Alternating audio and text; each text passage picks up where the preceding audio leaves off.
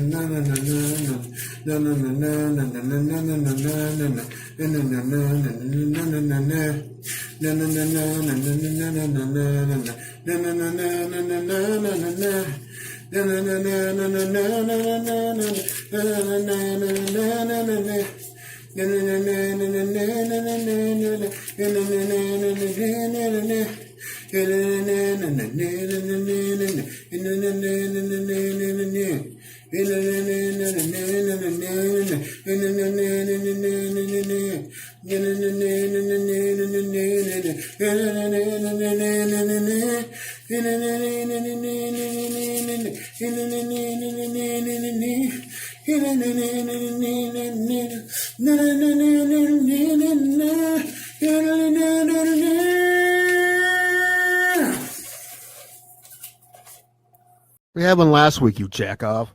Oh, did we? Yeah. Man, Sam, I'm sorry you had to sit through that. I really am. I apologize. Especially the shirtless part, bro. Like, your eyes don't need to see that. We went. I heard you guys are all swingers at the beginning, and you started talking about. Yeah, then I saw the shirtless thing. Oh man, maybe I will not apologize for the shirtlessness. All right, look, this is a good-looking man. If you don't think so, then you're a bigot. You're a bigot. Hey, when you got it, flaunt it. Maybe some people were like, "Oh, look, MMA. Click on that." Possibly. Who For knows? us to get 200 subscribers, I'm assuming that 8 million people watched us. 8 million people clicked on it, and 200 of those were like, I could go for this. 10 guys who were worse than him. And he's the one everyone thought. The reason is because he's an ass. It's not It's not because he's not great, because he's not the only one who isn't great. He's just an ass. But people forget. It took 25 years for people to even start talking about him. Oh, yeah. And he's been around 30. This is his 30th season. The Spaniard fella, he's the man. Like, let's just keep it real. Man. Oh, so shout out to Idaho Skatesman. I asked him this question. I said, current Taporia versus 2019 Conor McGregor. Who do you think wins? Taporia. I don't know, man. 19 Conor, he had the Midas touch. Everything he touched turned to gold. Taporia's the man, dude. He's so fucking good. Who you think you hang with him? Like, what's the I don't think anybody until maybe if he moves up and fights Makachev. Islam and Tim, after a rolling thunder kick, 10 seconds. They're throwing. They throwing. Oh God. Oh God. Oh, he's out. He's out.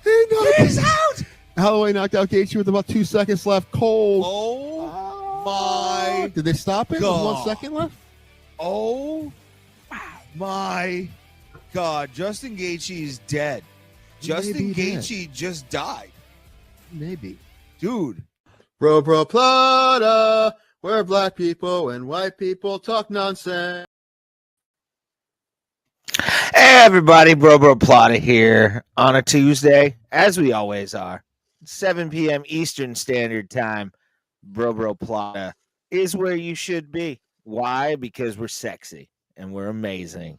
And Tim Danko's right next to me. He's alive, everybody. He's alive. I was here last episode. I know. I just wanted, because last Tuesday, though, for the people that watch on Tuesdays, they may not watch Thursday. They may not watch our live streams of UFC cards whenever I remember to. Ray, you haven't done one of those in years. Also, no one watches us, and we're just in denial of the fact that no one watches us. We just pretend that people are watching, and we've been doing that for almost 5 years now. Our ex viewers don't exist. They're not real, dude. I don't think no, they're not, dude. They're not. We bought a blue check mark, so they're giving us fake viewers. So we feel like we spent money on something worthwhile, which we didn't. I say money well spent. Well, listen, it was your money, so you whatever you want to do, bro. Thank you for not asking me to be in on that, because I would have told you no. I mean, like. Other things like Opus Clip and shit like that makes sense. Do we need to re-up on that too? I think we do. I need to figure out. I'll ask you. Probably hit you up for some money tomorrow for it, because I get paid tomorrow, and it's decent, although in deductions I'm paying up like for money. Oh, You know what I don't like? Speaking of hitting up for money, you know what I don't like? I don't like when I'm watching fights on ESPN and I click on a fight and then I see the guy celebrating the win as soon as I click on it because you just watched the fight. Because you can't be bothered. You can't fucking be bothered to make your own account. So you fucking use mine, which would be fine if it wasn't annoying and there wasn't spoilers everywhere because of it. Rewind the video before you X out. I will do that from now on. I would appreciate it. I didn't think it was that big a deal until I saw that, and I'm like, God damn it! Which one was it? I can't remember. Was it Bo, or did you watch Bo live? But you know, all of them they were at the end. But the one, oh, was that me? Did something happen? I don't know if it's me. I don't know if it's you. I'm getting a little bit of resistance on my end. I don't know. Could be both of us. Who knows? Well, you know what I forgot to do? My mother messed with the router and I forgot to fix it. So I don't know if there's a big deal, but like she messed with the antennas. And I need one pointing in the basement, and I don't know if there is. Oh no. I just kept we thought our modem died recently, but what really happened is my mother unplugged it and didn't realize she unplugged it. Typical woman, just touching things she know not what is. Yeah, well, it's funny because she went back there to look at it. I was home when she was looking at it. She didn't notice that it was unplugged. so I believed her because she's like, "Oh, everything's plugged in. It just died." So I believed her, and then I found out the next day this wasn't plugged in because she went to unplug it from everything to take it to Spectrum to get a new one, and then when she realized it was unplugged from the wall. That's hilarious. Ends up being fine because I mean at least the internet works, but it's funny.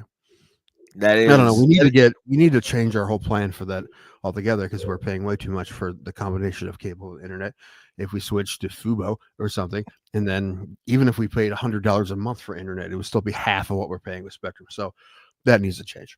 What about like YouTube TV or something like that? That one is an option too, but like Fubo's like the same price. If Fubo has all the sports channels, that's the problem with YouTube TV. It doesn't have that many sports channels, but Fubo does, including the Guardians, and also has FanDuel and which the Cavs are on, and Big Ten Network. Those are the ones that I would need. It's the only cable I watch is sports. I don't watch cable any other time, just sports. I don't even do that anymore. Like the only sports related thing I've seen on TV recently is watching Shedeur Sanders get drafted by the Browns. I had to like tune in to see that shit and like be like, this is actually happening. Cleveland's gonna get the circus. Oh my god! I was sleeping when they made that. I watched a lot of the draft, but I was sleeping, and like when the 5th round was happening, because it was like noon or something like that.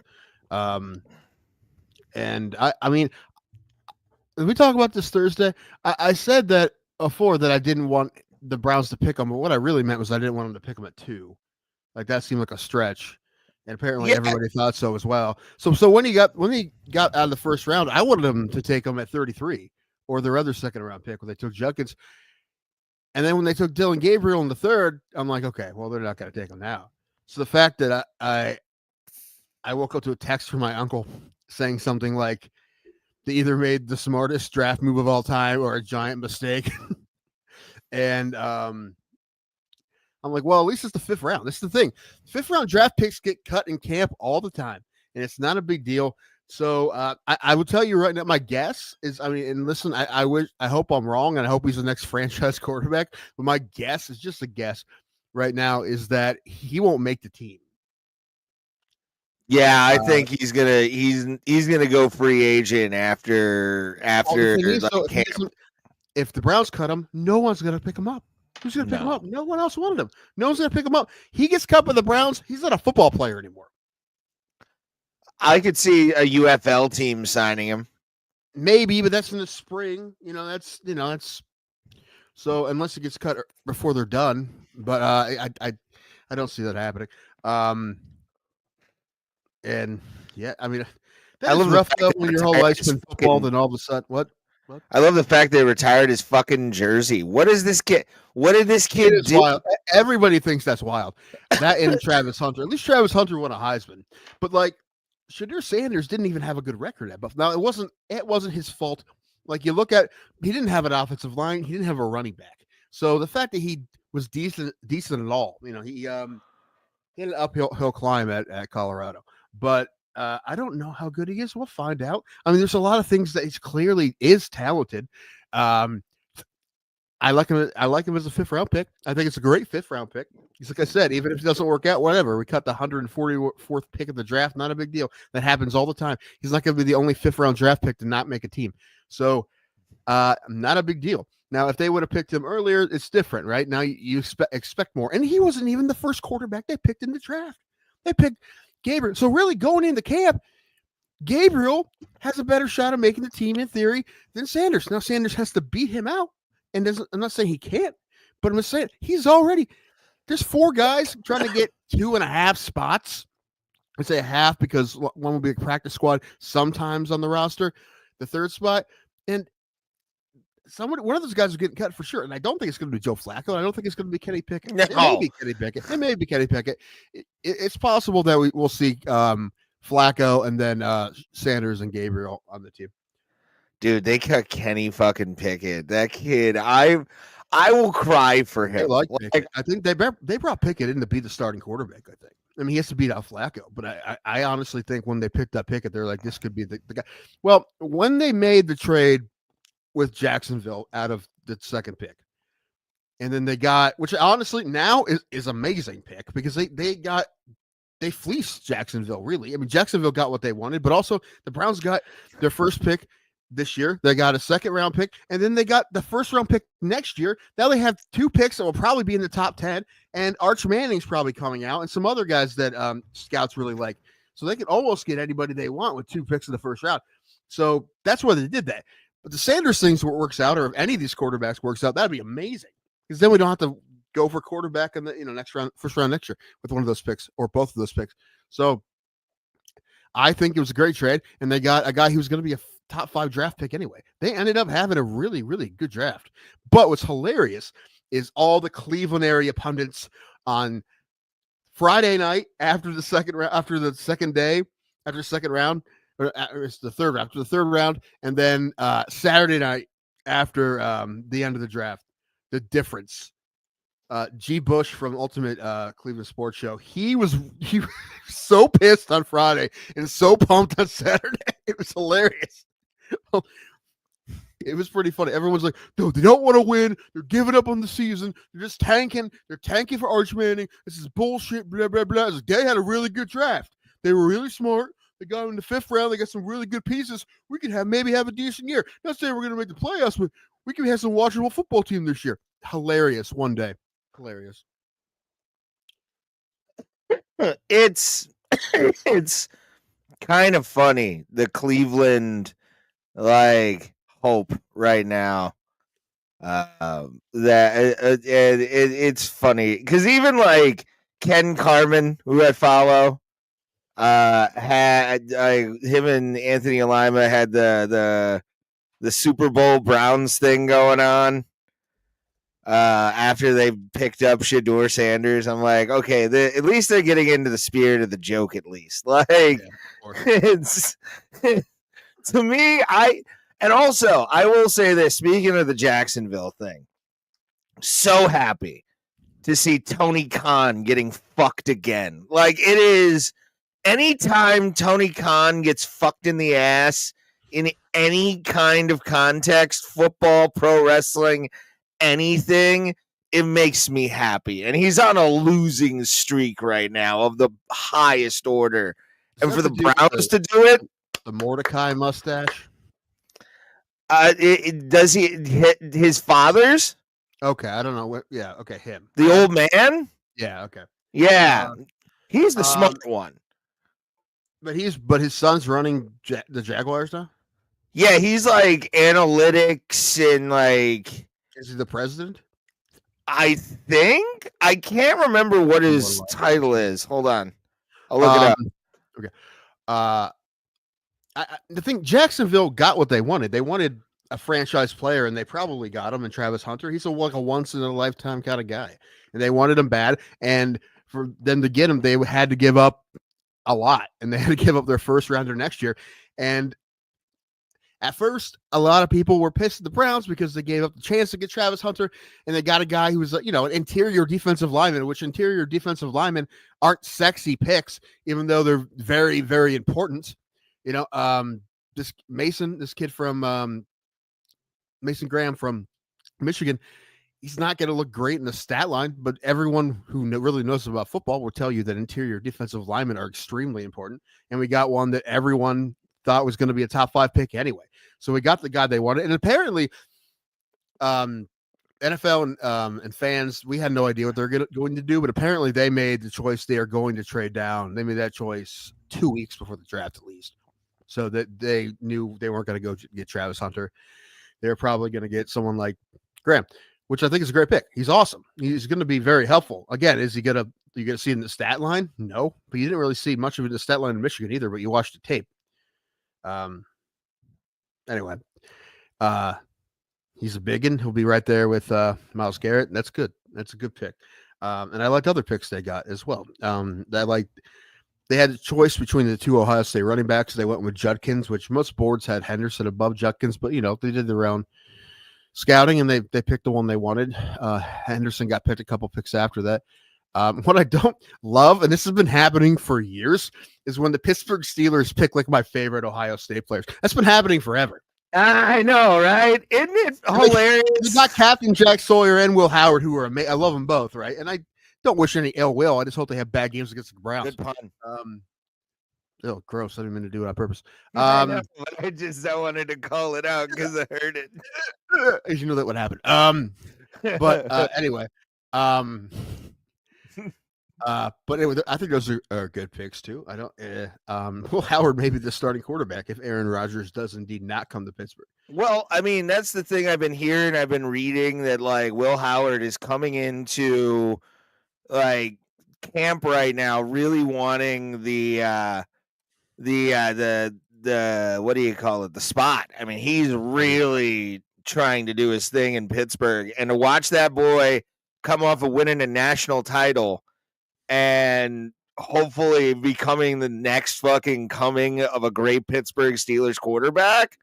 I love it. I wanted the Browns to take Howard and Gabriel's spot. I mean, the Gabriel's good, but I wouldn't have. I mean, personally, just seeing them watch games at college, I think Howard was better than Gabriel. But I don't know, whatever reason they like Gabriel more, and that's fine. Gabriel won a fuck ton. Like we talked about, Shadur Sanders not winning a lot, but that wasn't really his fault. Gabriel won everywhere he was. So and he was at 3 different schools and he won everywhere. So he is very good. I don't know if he'll be a very good NFL quarterback. It's kind of guy I think you want to be a backup quarterback, right? He's smart. He's not hot-headed. He does the fundamental things well. Will he make insane great plays? Maybe not, but he won't fuck up. At least that's what you think, and that's the kind of guy you want as a backup. So we'll see, man. It's going to be interesting. I mean, just 5 dudes in that quarterback room. One of them is not going to play, but that's a pretty good quarterback room. There's a lot of smart guys in that room. So we will against about Watson. Mentally, he knows how to play quarterback. I mean, I think he'll be jerked off, sure, but that's about it. Right. Well, that's what the rookies will have to do. They have to give Watson the massages. That's what happens when you get picked in the 5th round. Really likes his calves taken care of. Just who doesn't? That's really like a good. I don't. I get ticklish in the calves. I don't really like getting touched anywhere. So I like a good massage. A good massage is nice. I don't. I get uncomfortable, and I don't know if I ever had a real one, but yeah, if I went, I would be uncomfortable, and I wouldn't like it. Also, I'd probably ask for a dude because I don't want. I'd be more uncomfortable if a woman touched me, a strange woman. I feel bad for her. A dude, I wouldn't care. I had a woman once as a masseuse, and she was like, "What's your pressure?" And I gotta tell you, she went harder than most guys I've had give me massages, and like, dude, She fucking beat the fuck out of me. For Mike Danko, by the way, thank you for the like on Facebook. Cousin Mike's watching. But yeah, dog, like she beat the shit out of me. I was numb for like 2 hours after the massage, but I felt so good. Like I felt like I could actually walk. It was wild. I hadn't felt that way since like high school. I thinking about getting one the day before I go to Vegas, because or go to the chiropractor like that too, because I have such a hard time on the plane that especially Frontier with those flimsy ass tiny ass seats that I mean it was awful. I had an awful time on the plane last time, and almost so bad that I almost don't want to go because of it, but I'm just trying to not think about it. I'm like, I'll get through it, but it ruined everything because I was sore the whole trip because of that, right? And it's weird. Like I could sit in this chair an infinite amount of time and always be fine. But Frontier, it was awful, and it's going to be awful again. But it to me, like, yeah, I love getting a massage. It's been a while since I've fucking had one. I might, when I go to Vegas this year, like treat myself to a fucking massage when I get to whatever fucking resort I'm staying at. I was doing math and I how much this trip's going to cost, and even if I do just to go Friday and leave Monday with Alan, it's not good. It's probably it's about 5K. What? It's probably about 5K. No, not nearly that much. I wouldn't have that much, but no, I mean, I can get away with 2. But I'll spend $1,000 before I even get on the plane. I was about to say that's like that's because of it's if we go to shows and stuff, and this isn't for sure, but it looks like we might go to a show every night, maybe. Go to Penn and Teller for sure. Alan wants to go, and I'm fine with this. He wants to go to Tournament of Kings at Excalibur, like the medieval time shit. Yeah. I have no problem with that. I have no problem with that.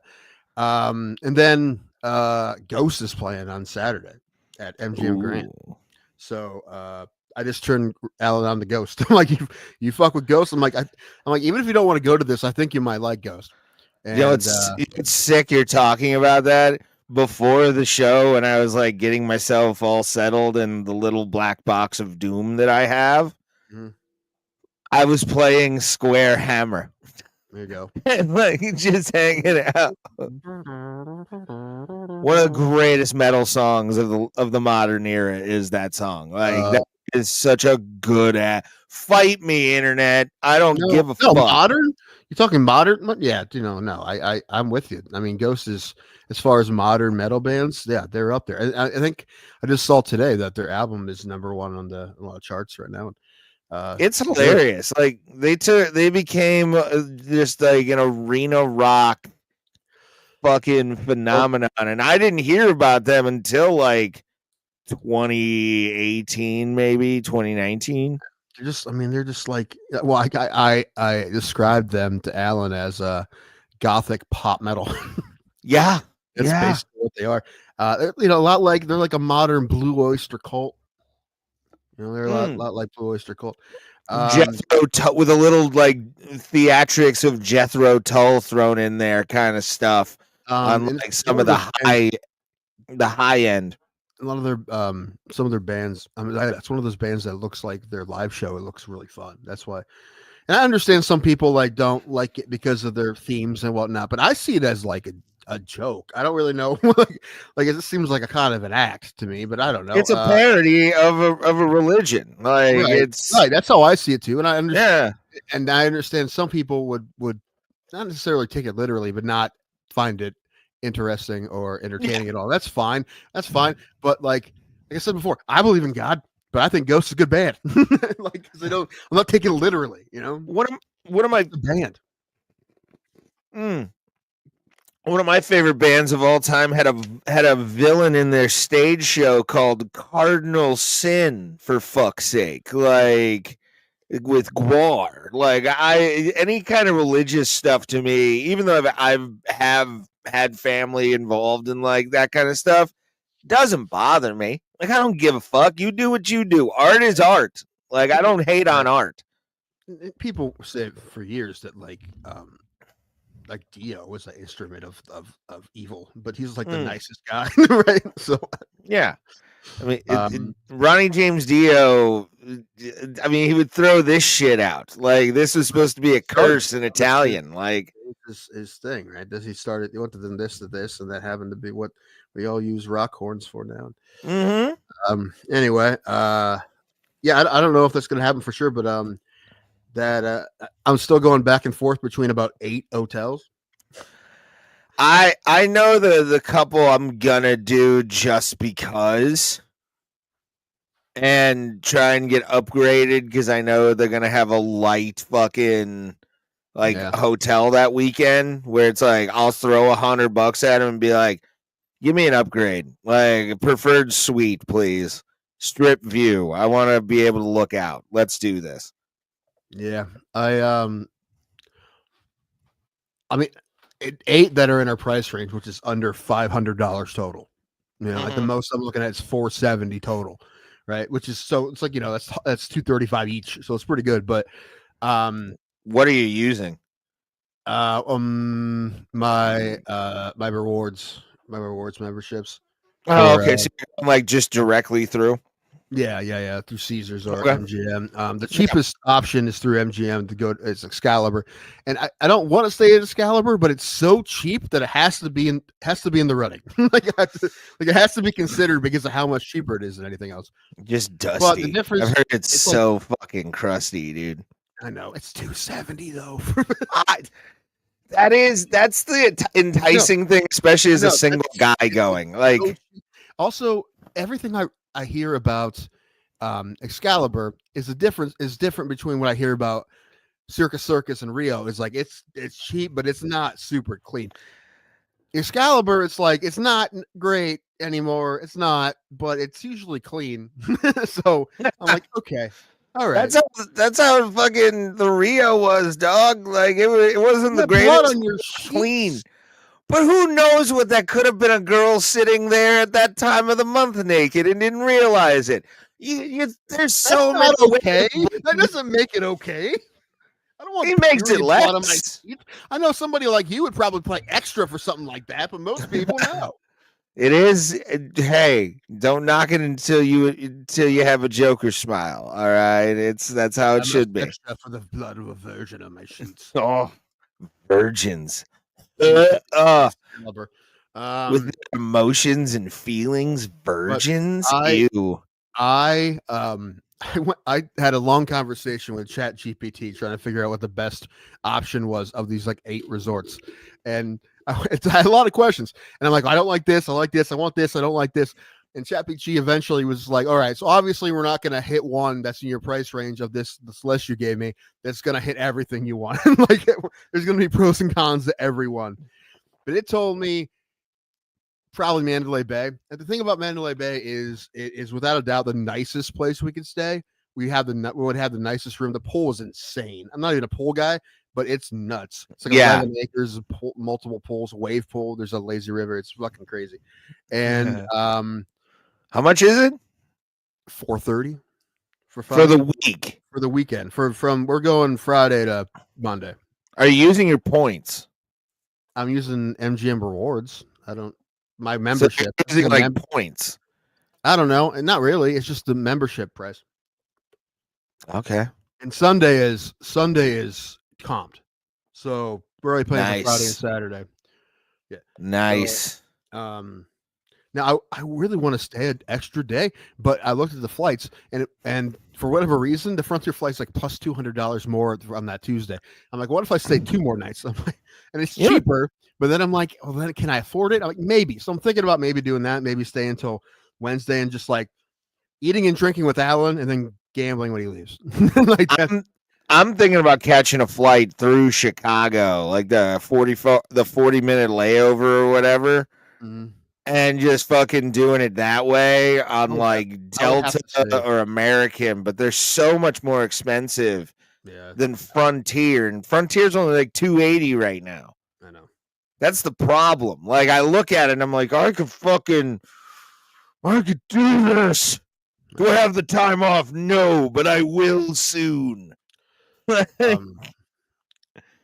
Yeah, it's. Oh, But if I did stay 2 extra days, I would. If we stayed at one of the MGM properties like Mandalay Bay, I would have to not have to, but to save money, I would switch hotels on Monday because I can't. I wouldn't. I only get one night comp, so I wouldn't get comps for Monday and Tuesday. But through Caesars, I can get comped Monday and Tuesday at any hotel, and including Caesars Palace. So okay. I would probably do that. So when I say Caesars Palace, I know it's huge. It's another reason I don't want to stay at Mandalay Bay. It's because it's so fucking huge. I mean, walking everywhere. Like, this is how big Mandalay Bay is. There is a tram that goes. They have one that goes to Excalibur, one that goes to Luxor. And also Luxor is connected to Mandalay Bay. That's how big it is. Like, if you're on one side, you take a tram to Luxor, and you're on the other side, you can just walk to it because it's connected. So I don't know. I mean, the thing that sucks about being that far on the south side of the strip is that you have to drive to the middle of the strip, you have to Uber, and then also I looked it up. There's no CVS or Walgreens a walking distance in Mandalay Bay or ABC stores. So that sucks too. But we'd have to go, we'd have to like hit it up when we're in the middle of the strip and then get some crap and bring it back. But like I said, there's pluses and minuses. Planet Hollywood is another one up there, but the biggest con for me is that I just did that. You know, like I just stayed at Planet Hollywood in January. So I feel like I just did that trip. You know, I don't feel like I just this deja vu. You know, going to the same places, being in the same. I don't want to do that necessarily. But other than that, Planet Hollywood was great. Speaking of con, I actually found out what Tony Khan's title is, and he's Senior President of Football and Analytics for the Jacksonville Jaguars. Football and math, nerd. Yeah, well, no, but he's terrible at it, especially pro wrestling math. He sucks at pro wrestling math, and apparently, like, fearing for his life, he sucks at too. I don't know how that's possible, but it is. Yeah, man, I don't know where I'm going to stay this time. And honestly, I'm thinking about doing When We Were Young, which is in like the week after Labor Day. The problem with that is that everything's going to be, it's like $350 right now for the same flight. It's like $100 more. Yeah. Well, the one with the rooms are probably going to be more expensive. I mean, September's not that bad altogether, but yeah, but it's peak season. Like that's the thing. Like, especially now since Universal, dude, that's going to be the shitty part about like living there. If I do move there, is fucking the Universal Halloween thing that's going to be fucking there all the goddamn time. So now all the fucking Halloween kids are going to be like coming to Vegas in October, and you have to deal with those fucking cosplayers. October's already like, I mean, it's the reason we're going in August instead of October is because October's so much more expensive. Yeah. Yeah, because everybody's got like a haunted something or other fucking. Well, also it's when the weather breaks ish. I mean, it'll still be warm, but it won't be 110 like it will be. That's what's. It's another thing that sucks about Mandalay Bay. There's a lot more walking, and you would think, I don't know, and then it's going to be 1 billion degrees outside. I don't want to go outside for anything unless I absolutely have to. You start sizzling like bacon. Probably. Also, I have to be somewhere where I can buy a water for less than $10 a bottle because I'm going to need a lot, or I literally will pass out. I will have. Bring one of those basic white bitch fucking things, those tumblers or whatever. Stanley cups or whatever. A few waters, but I already have 2 tumblers full of CPAP water that I'm going to need. Also, I'm going to have booze in there. You know, I can't bring all my liquids. I mean, what's important, booze or life-giving water? You know the answer to that. I do. That's the sad part. You're well aware what the answer is. If I buy a drink at a bar, they'll give me free water. Yeah, true. Yeah, you can always. Plus, they'll have like stations for. Because seriously, some hotels do. I don't remember which ones. you're gonna have to get in line behind all the rascal scooters. Like you're gonna be the only fat person in a rascal scooter in the water line. You realize that, right? You're gonna the only one who's. You mean the only one who's not in a rascal scooter? That's what I said. Okay. Well, you think that? I don't know. After that plane, I might not be able to walk. I know, and I'm thinking about still doing even just the September 3rd thing because I got to start saving money. Like I'm putting like 400 in a fucking savings account tomorrow. Like, yeah, and I have wrestling next weekend. You nerd. Wrestling. What stand up stuff you have this week?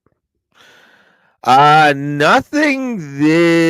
No. Next week I have thing in Middleburg Heights. What about this week?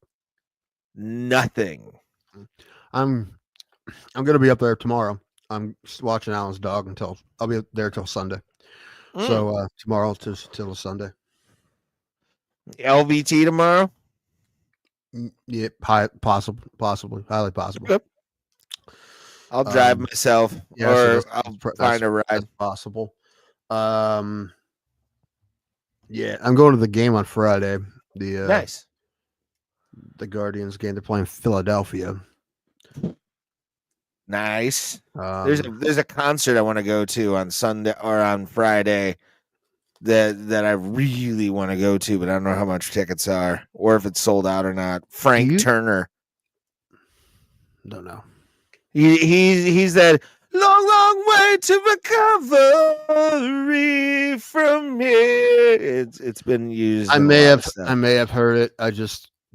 That doesn't help me, but it doesn't mean I didn't hear it. I saw him in 2009 and 2016. It was some of the he's amazing, and he's going to be in Lakewood at the Mercury Lounge, and I don't know if tickets are sold out yet. What, do you know anything about Coshocton, Ohio? No, I've seen it in dating profiles, which for some reason like dating apps are giving me fucking left for sure, dude. Some construction bitches look like they just came out of the fucking the fallout shelter that they've been kept in. It's like T County times 2, I would call it, and it's the south of us. But in July, Blackstone Cherry is playing at the Coshocton County Fairgrounds. And I'm like, I'm going to Coshocton. Dude, that's the thing about it. $60. I don't know if that's just the one day. I don't know. They're having like 3 days of like stuff. And I don't know if that's just for the one day. But I mean, I'll pay that. I'm not going to be thrilled about it, but I will because it's, it's county fairgrounds. Like, I love Blackstone Cherry. They're fun. And I'm going to be watching. It's the end of July. So when my brother's going to be in Myrtle, I'm watching their dogs, and they live closer to Coshocton than I do. So that actually kind of works out. So nice. Like a half an hour from his house. So that won't be a big deal at all. I would feel better if it was 40 instead of 60, but in the grand scheme of things, it's not a huge deal. It just seems like 60.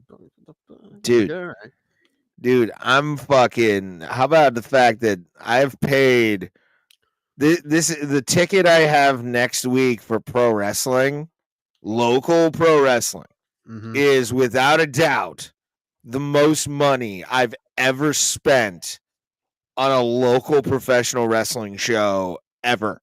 And I hope so. $90 with fees. Do they blow you when you're watching the wrestling? I get a VIP entrance.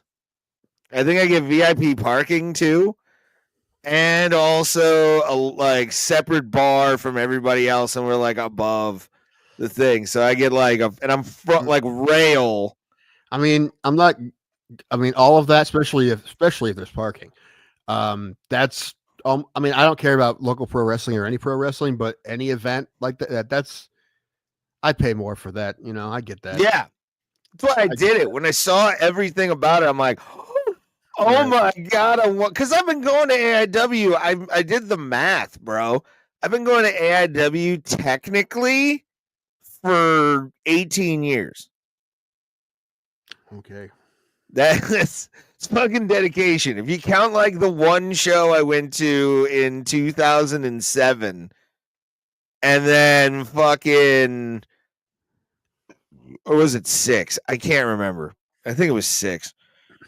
But and then the shows from 2010 on. I mean, I've been fucking going to them for years. Should be congratulated on that. The way that that episode of South Park when they get really good at Guitar Hero. You are a flag. That's what you should get. Who has been here the longest? Congratulations. Flag it. And it'd be Steve Guy saying it because he's done ring announcing there. Yeah. Love Steve Guy. He's gonna be actually at the show on the next Saturday or next Friday. So I'm Ubering down because I want to Uber down there. Oh, all right. Well, I mean, you get free parking, don't you? But I want to Uber and get drunk. I'm not gonna drink and drive. That is a solid point. I think I'll go through the VIP entrance like a G, but I'm gonna be wearing a suit jacket with an AIW T-shirt underneath it. I was with you until you said AIW T-shirt underneath it. Is it not like bands where you don't wear the T-shirt of the band? No, you can wear the Wrestling Federation's shirt to a wrestling show. I feel like that's wearing like a NFL T-shirt to a Browns game. That's weird. I'm with Goodell. He is my favorite.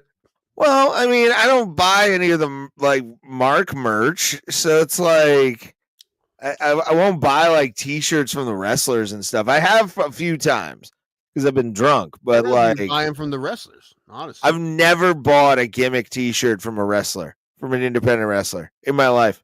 They're independent contractors, man. They're trying to fucking. I know. I think the only thing I ever bought really was like a signed bandana from a guy who played technically a retard on TV. Jim Florentine. That's like one of his big fucking gimmicks. He's known as Festus. Was it Jim Florentine? Hey, I'm Festus. The bell rings and I lose my mind. I just see a video, like a short with him talking about crank anchors and special ed and stuff. And now he came back as a producer. When they brought it back, he was a producer, but they're like, we can't. And I don't blame him. Like, I mean, you can't have. I mean, I know you like you just can't. You know. Yeah, you can't do Ed now. Like you can't. A lot of people wanted it, and it would probably help overall. Probably would help the ratings, but you can't do it. I mean, you can't do it. There is. I told you about that. The studio show on Apple with Seth Rogen. Yeah, he plays a studio exec. It's basically like if Seth Rogen and Evan Goldberg made their own like Curb Your Enthusiasm, like it's shit like that. But I know you won't watch it, so I don't. Spoiler alert, anybody. But the first episode, he gets the job, and like his boss is like Bryan Cranston. He's like, I want to make sure you care about making money. I know you want to make art, but you got to make money. And guess what? We just got the rights to Kool-Aid. You got Kool-Aid movie, and he's not super thrilled about it. He's like, all right, yeah, I'm in. He's going to make us make money with an animated Kool-Aid movie. Cool. And then he gets a meeting with Scorsese, and he's pretty pumped about that. And Scorsese's like pitching him, and he's like, oh man, one of my first movies, I'm going to get to make this Scorsese movie. I have to make the Kool-Aid movie too, but I'm going to get to make Scorsese's movie. And then Scorsese's like, all right, this is what the movie's going to be about. It's kind of controversial, but the movie's going to be about Jonestown.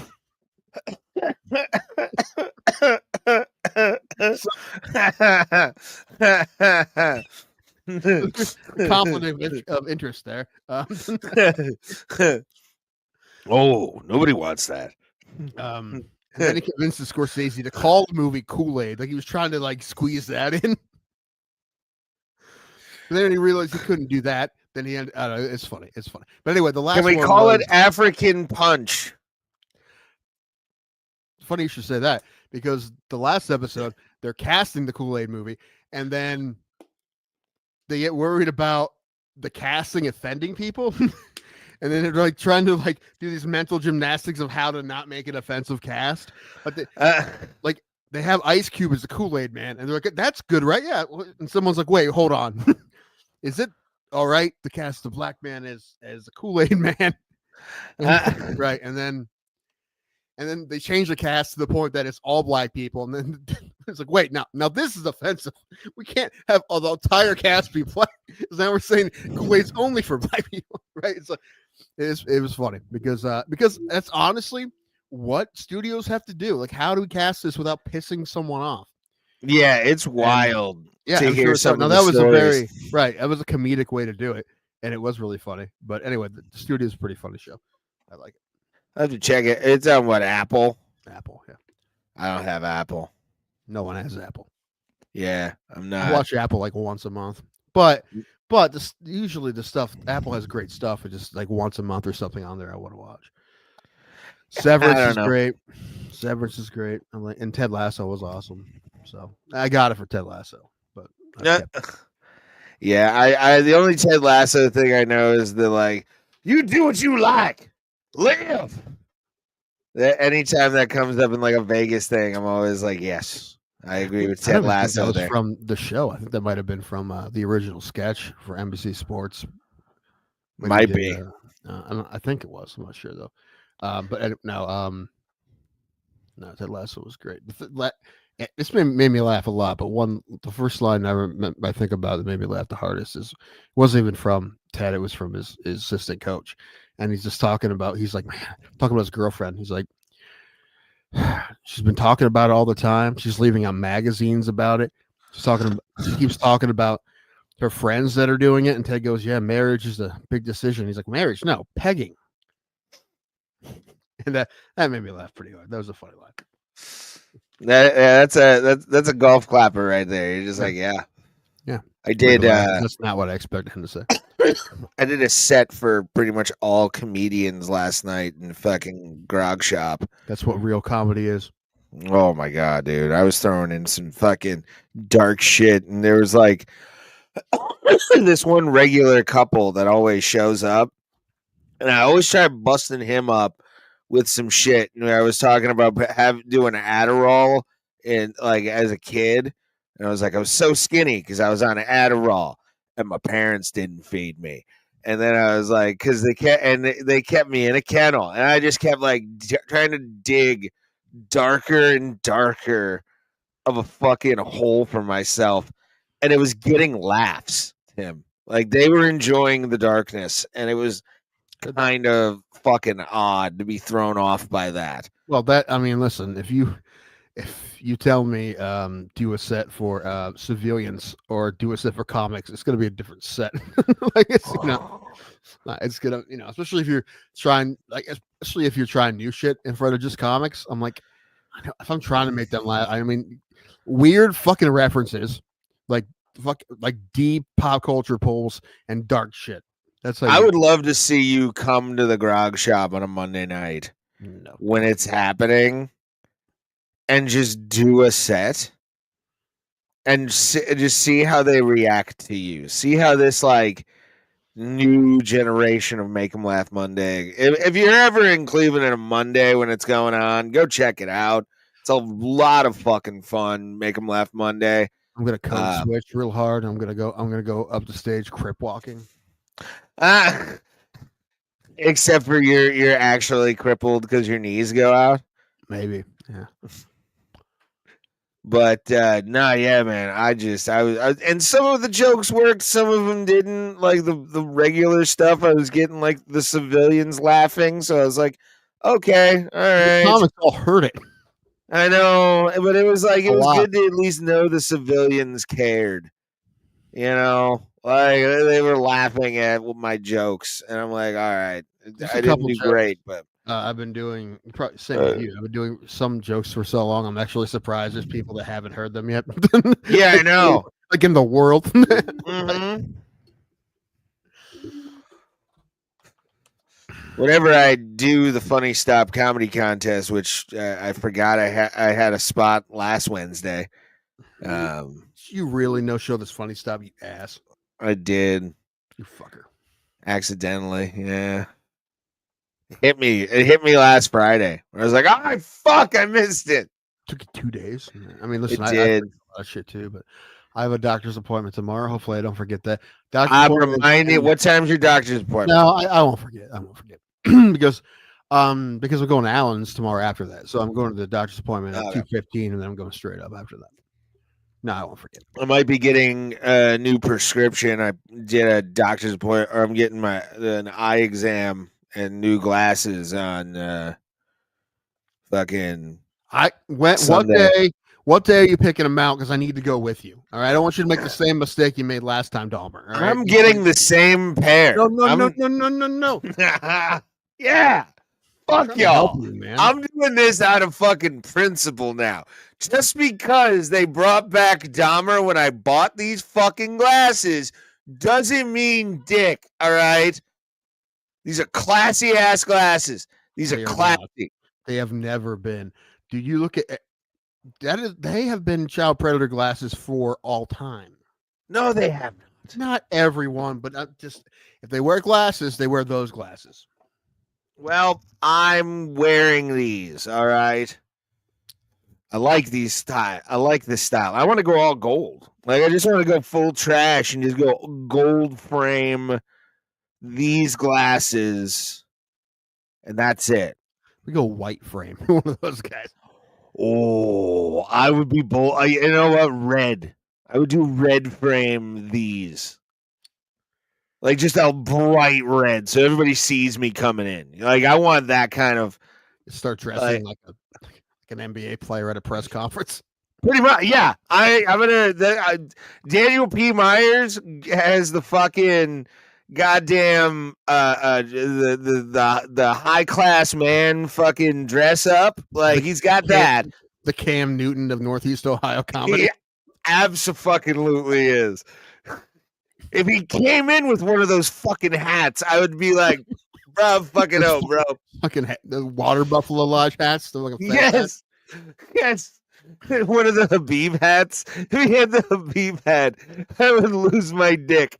I'd be like, oh my God, that's the greatest thing ever. Fucking shout out to Noah Ryan. Last Tuesday, we didn't do a show, but I went to Pins and Needles. And I did well. The crowd liked me. They didn't like a lot of like my new stuff. Like I'm doing the I'm better boyfriend than a husband fucking thing. Like even I'm realizing that at this point. And I didn't get shit. I'm like, fuck you. It's a good joke. It's like it's self-awareness here. But or they were just sad for me. But is it sad? Because that's usually what happens with you. Like you do that what you should all the time. You just make it too sad. And listen, I had problems with that too with some of my shit, my Tourette's shit. And I'm like, I got to figure out how to make these people laugh. Yeah, I'm trying. I never once in a while I still get that, but I figured it out. You got to dance around it and figure out how not to make it sad. You got to make sure they know you're on the joke, right? So yeah. And a lot of that's like stage presence and shit too. Like, hey, I'm having fun. We're all talking about this together.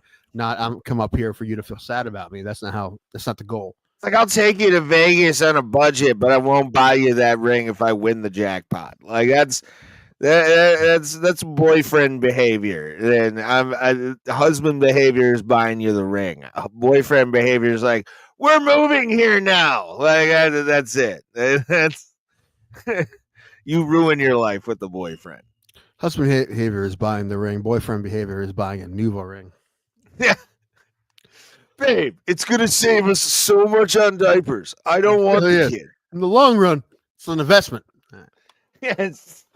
On our future. Mm-hmm. I'll get in that band soon. Yeah. What was I going to say? No, but Noah Ryan, who's a newer guy on the scene from like Massachusetts, he moved here. He came in wearing a fucking Russian Yuri hat with a mustache and like looking like a Russian cab driver from New York in the wintertime. Like it was quite delightful to see him do a Russian accent on stage. And it reminded me of the open mic I did in Nyack, New York. Still to this day, one of the greatest mics I ever did. That shitty small pub where a dude like did the Russian accent, was like, "This is joke in old country. Look, roller coaster, roller coaster, roller coaster." I saw a guy do that once at like I think Grand Rapids. When I was up there, and the only thing I remember he said, he's like, "You laugh too long in my country. You like joke, you say ha, next joke." Ooh, dude. And the fun part was he had the Pigeon Man hat, like, you know, the fucking with the flaps on it and shit. But like, and my first words were, if you would have told me 4 years into comedy, I would be fucking following a dude in a Toon Stars hoodie and fucking Pigeon Man from Hey Arnold. And as soon as I said that, the entire bar erupted, and I had him, and I'm like, yes. Ugh. You're mine. Thank you, you fucking animals. Even the bartender liked me, which in New York, like New York State in general, you have to think bartenders are tired of comedy in fucking New York State. I think every fucking place has it. They're tired of it everywhere. Yeah. So I'm saying. From Buffalo to fucking the coast, it's all fucking just get the fuck out of our goddamn bar with your bullshit. A bartender laugh who's been doing the showcase mic or the open mic every day for like 10 years. Yeah. This has been my shift for the last decade. Yeah, you make them laugh, then you did something right. Dude, it was hilarious because even like this dude like looked at me, had a vest on, like piercings everywhere, and he just was like, "You're hilarious." I'm like, I impressed you. I win tonight. Like, I went back to the hotel happy as fuck, dude. Like, it was good. It was good fucking. That was a good little row I had. Good times. Nyack. Oh, God. That was a shithole. What were you doing there? I was working for a pest control company out of Wildwood, New Jersey, and I flew out to New Jersey for a week for like orientation. It was I wasn't ready for that level of like. Why you haven't done anything about your job is beyond me, because I feel like, I mean, there's no way there's not something there. There's no way. Well, no, there is, but like the shit that I find funny creeps people out. Like, I'll comment on people's rooms in my head while I'm talking to them, going like, do you really need that many mirrors right now? Like, unless you're doing cocaine, there shouldn't be a mirror on every surface. Why? Yeah, I mean, you're trying to talk to someone about their legitimate pest problem, but you can't. Like, you're trying to listen to them, but in your head, you can't stop counting dolls. Yes, dude. Yeah, I can take care of it. Sure. It's 43, 44. Shit. My thought in some places has been like, oh my God, do you need this many like versions of a giraffe in your goddamn house? Like, yeah, the weird street art some rich people have in their homes. Like, that's the thing too with like my political views and how weird they are and how like skewed they are is because I've walked in both worlds. I've walked in the world of the rich. I've been in their homes with fucking boot covers on, walking on marble floors. And then I go to the fucking hood and deal with like a house that's basically now a roach motel. Like, I've done that shit. I really think you got to figure out how to make that a bit without making it offensive. The one about how you're less afraid of inner city than you are people. That's really funny. That's really funny as long as you can make sure it's not offensive. Yeah, it's just like the fucking, I know when I go into the hood, there's a shot I might die. Might. Just get an errant bullet, whatever. But when I go to like a rich person's house, I don't die. I end up somewhere. Like, that's what happens. Rich people don't just kill you. They'll make you disappear and be a fucking sex slave before they kill you. My brother has talked about like when he was working for trees, doing tree shit. He would go when there were storms. He would go they get in their trucks and they drive to where these like hurricanes. Hurricane season, he was gone for months. So he would go to neighborhoods like in Miami that were like sketchy, real sketch. But they're trying to get the power back and clean up the streets, so no one's gonna fuck with them. But there would be like people who would come up to them and be like, "Hey, you guys are good. We got you." Yeah, like that was necessary for them to say, "Hey, don't worry about anything. We got you guys." Yeah, I mean that's the other thing, the honesty of like the lower class neighborhoods compared to the higher end ones. I've had people motherfuck me to an office behind my back more of rich people than I have poors ever. Like 100%. I believe that. Also, overall, I know you're this way too. Overall, I can relate more with the super poor than the super rich. Yeah. There's some rich guys like you can tell grew up poor, and those are the cool ones. They're like the ones that'll always take care of you. They'll slip you something. They'll do things for you to help you out. Sure, they will slip you something. Oh my god! Yeah, some of the gifts I've gotten from like some of these people is amazing. Where I'm like, what? Did I deserve this year? Apparently, I saved you from ants. So cool. But like, yeah, poor people I way more identify with and I'm able to talk to on like a base level about shit than fucking rich people. Like I've had people multiple times who are wealthy as fuck. You can tell they make good livings by the way their house is. They can't fix a fucking AC unit, but I've had a fucking poor motherfucker repair every single piece of mortar on their like century home. Like it's wild to me. No, those people, you're the poor neighborhoods, you're the guy who's there to fix shit. You're the guy that's there to help them. The rich people, you're the help. You're just the help. You're a lesser human. You're a lesser human. And you want to hear? Obviously, not everyone's like that. Clearly, right? Clearly, not everyone's like that. But I could definitely see that happening a lot.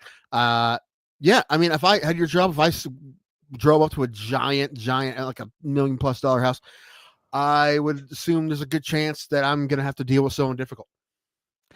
A lot of times. Or one of their underlings. Well, see, here's the thing. If you're dealing with like somebody who's like a real rich person, I've dealt with real fucking like money people. I can tell they are just by what their house looks like. I don't know what they do or anything like that, but like you get these fucking people, and then you get their help that's just there because they're in Florida, so that like helps house sitting or whatever.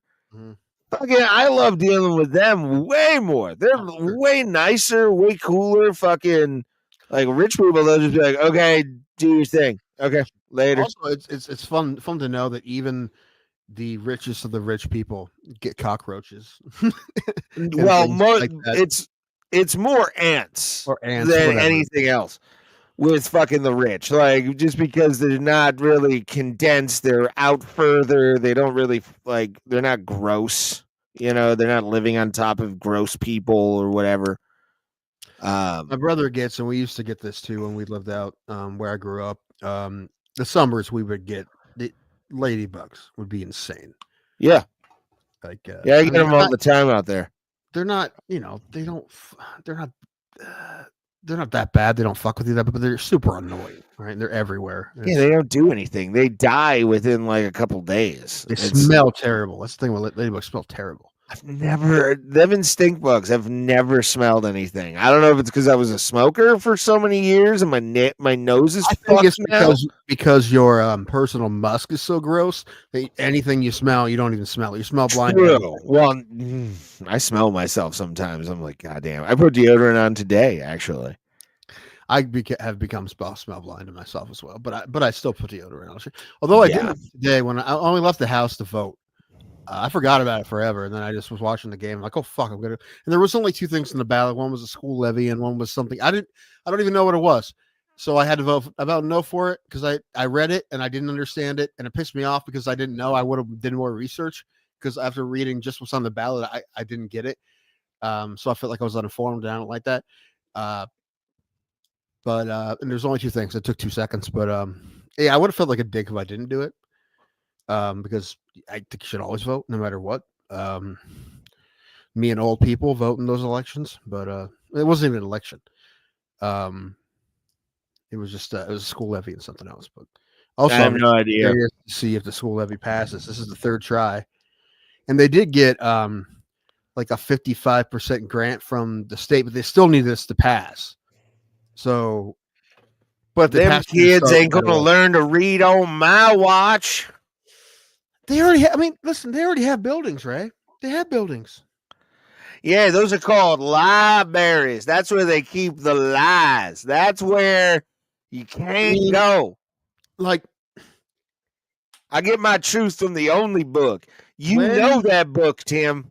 When there was a issue up a while back to build a new firehouse, that needed to pass because I had been in the old firehouse and everything's being held together by duct tape. They needed a new building.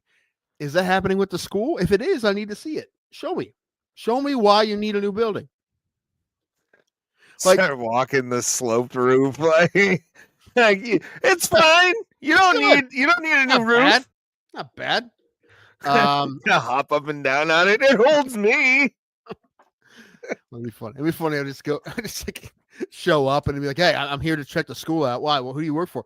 I'm just the voter, man. I mean, you want my tax money? Show me. Yeah, just show me. Show me why I need to vote yes on this thing. You don't need a new stove in the kitchen, you sons of bitches. Well, what they want to do is they want to build in. Right now, they have multiple elementary schools. 1, 2, 3, like 5. What? Across there's 5 elementary schools for. There's like what, 5 kids to each school? No, well, actually, no. They've been overcrowded. That's the problem. Believe it or not, that's been the problem. So they want to build one like giant one right next to one of the schools right now, okay. and then they want to build a new high school, middle school on the same site as the current one. So I guess what they're going to do is start building some to knock some of the old school down and start building some more. Oh, it's going to be a mess. They're going to do it on the same. I don't know. They just block it off in the wintertime with fucking just saran wrap. Yeah, it's gonna be like that. It's gonna look like a war zone for about 3 or 4 years, however long it takes. I mean, it's not like they're gonna have that's where they lost the nuclear warhead that they had drones over for. Like that it's not like they're gonna have the money to knock it down and build a whole new building in 3 months during the summer, and that's impossible. But anyway, what we got here? Hello, Flat Capital Media. Mm-hmm. What do you think are the chances that Ian Gary's plan pans out and he gets to fight this Saturday? Didn't they already say no to him? Like, hold on, what was going on? What's he trying to do? He's trying to be the backup. Is that what he's trying to do? Yeah, I think he was wanting to, because the fucking, even though, I mean, he barely got by in that fight. I mean, he won. He did, but he he was starting to get fucked up in the 5th, dog. Like it was Ian Gary, UFC, and we'll be talking about UFC 316 coming up. What are you talking about? Des Moines. Or no, 315. I mean, Des Moines. It's coming up this weekend, actually. Yeah, they just signed a guy to fight Denise. I love this. Go home. Ian Gary's UFC 315 backup role canceled by Bilal Muhammad. That's what I saw too, but like I don't know. Like I can see him just mouthing off. Yeah, but what if he's the one that falls out? I mean, sign Ian Gary then if he can pass the tests. What tests? Like cognitive tests, any kind of thing that's like, hey, you can fucking fight. Undeserving. Well, here's the thing. I mean, when it comes to a backup fighter, you just go down the list, right? I mean, you don't want to lose a main event, so you ask your first choice, and if your first choice says nah, you just keep going down the list until you get. I don't know how many they went down the list to get the Ian Gary, but if a couple people said no, I don't want to do it, and then you had to ask Ian Gary, then yeah, that's completely fine. Hopefully, you never use it. They haven't had to use a backup fighter in a championship yet, right? I don't think since they've been having guys weigh in to be a backup, I don't think they've had to use one yet. So no, not to I'm completely fine with it if that's who they want to go with. If everybody else said no, now would he be my first pick? No, but I don't know how many people they've asked. I mean, I like Ian Gary. I'll throw him into any situation. I don't give a fuck. Like I like him too. I don't understand the hate. I don't. I think he's. I don't. Do I think he'll be champion? I think he'll be pretty close. I think he'll fight. He'll be a perennial contender for a while. I think he'll fight for. I think he'll fight for a title. Once you get in there, anything could happen. He'll be the Colby Covington. He'll be like the Irish Colby Covington. He always gets to like the title fight. The Kenny Florian of the welterweight division. Yeah, it definitely has a Kempo vibe to him, where it's like he gets to the big stage. Can he be in those lights? Is my question. Like, can he be in the big lights? Well, you know what? Against a big contender. I don't like. I mean, maybe sometimes it's true, but I don't like when people say they don't win the big one because of pressure. It could just be they don't win the big one because they're not better than the guy they are fighting. And I think that's what happened with Kenny Florian. I think he just wasn't better than the guys he fought. No, but there are a lot of guys. I mean, Dustin Poirier is one of those guys that wilted under a lot of pressure, and like the big title fights, he always came up short. Always came up short. Fight Capital Media. Fight IQ is there. I just think of top 5 when is needed. Well, this is the thing. Agreed. Agreed on that. For normal title shot, yes. But I mean, when you're talking like we need someone to save the card, I'm completely fine with him doing that. You know, I'm completely fine with that. Now, would I give him the fight 6 weeks in advance or whatever? No, not at all. Not now. I mean, you're right. He would need a bigger win first, right? But to just save the fight, I'd be fine with that too, because I think it would be a good fight. Either way, no matter which one of those guys he fights, he would have a good fight. Would he win? I don't know, but I don't think it would be embarrassing. I think it would be a fun fight. Yeah, I mean, we saw him fight at 285, and he's an animal. Like he is just a fucking savage. I always thought it was weird that people really gave a shit about what's going on with him and his wife. Like, why? I know it's fun to make fun of him, but like, it's his thing, man. It's his fucking life. Leave him alone, man. Like he can do whatever you want. You can be a cuck if you want to, dude. Some people are into that. That's fine. And plus, we don't even know if that's really what's happening. But even if it is, who cares? It's a lot of porn searches right there. Fucking that category. Okay. A lot of states actually show up. You know when I learned what a cuck was? When? I don't know exactly, but it was pretty recently. like really? It was like probably within the last year or so. You sweet little angel, you. I've learned a lot of terms that I wish I didn't know because of you, honestly. I've learned a lot. Yeah, dude. I mean, I've been in the scumbag world my whole life, so I learned what an incel is. A lot of things. So, you didn't know what you were? That's fucking wild. I looked at the definition and I do not qualify. I'm just because I don't date or try to doesn't mean I'm an incel. I don't hate women. It's not their fault. Well, some of them maybe, but not all. The old what for they need. Oh God, funny. But no, yeah, I don't get the hate. But hey, man. If he's going to be a backup, and that's who Dana wants. Dana gets who Dana wants. I mean, yeah, he's also busy doing the Canelo versus Crawford fucking deal. I think what's going on is that he didn't. No one asked him. He just showed up, and he hopes that they ask him. Mm-hmm. So, which is fine. That's a way to do it too. Whatever, because you know what? Maybe that will work. Yeah. If you show up and if you're on weight and Thursday, Friday, one of those guys goes down and they know that Ian Gary's in Montreal and he's ready to go, they're probably going to call him. He's going to get Dana's going to get a text from Ian Gary that says John Jones is the greatest fighter of all time and hold a press conference saying Ian Gary is now the welterweight champion of the world and he is defending the title against Shavkat Rakhmonov. We flew him in. You're like, what? Oh. So good. Jones needs to fight this summer.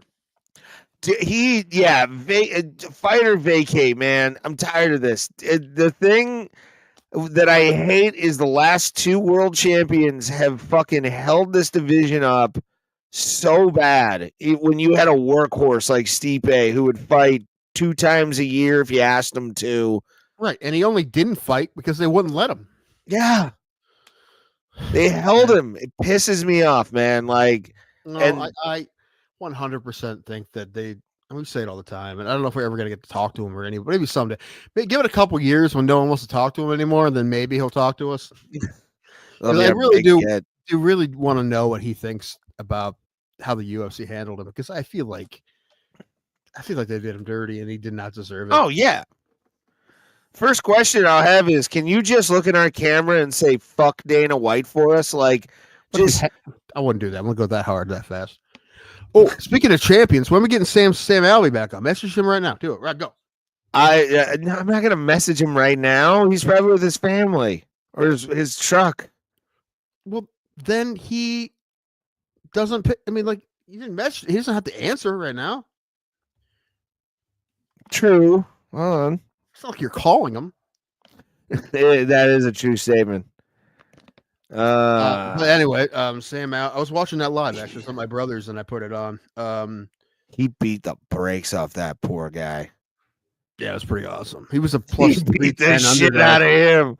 But I tried to place a bet on him, but it was a weird like crypto site, and I couldn't even do it. I'd have to use like a VPN. It's looking weird. Like you couldn't vote. You couldn't bet on through normal channels, or else I would have. But yeah, he's a 3-10 underdog, and he won by knockout. And I think the first round might have been the second. But I mean, that guy's undefeated in karate combat, and he now has both belts because he had the heavyweight belt, but they changed the heavyweight belt to the light heavyweight belt, and now he fought for the heavyweight belt. So now he has both belts, and he called out Eddie Hall. He's still talking shit to Eddie Hall. I think that fight would make money, but I don't think there's. I mean, Eddie Hall's huge. But I don't think there's any. I think Sam beats him in one round. I think so too. I think he gets too tired and leg kicks. That's why I don't think Eddie Hall would do it, because he knows he can't beat him. Well, I mean, also it doesn't really matter. It would still be a fun fight. I don't think anyone really expects him to beat him. Sam, like the thing with like that fight is it's such a freak show fight that it would get billions of views because it's fucking Eddie Hall. He's got his following who love and adore that fucking muscle-bound freak, which I mean in a loving way. It's not nothing against people who are overly muscular. It's just fucking kind of weird to me.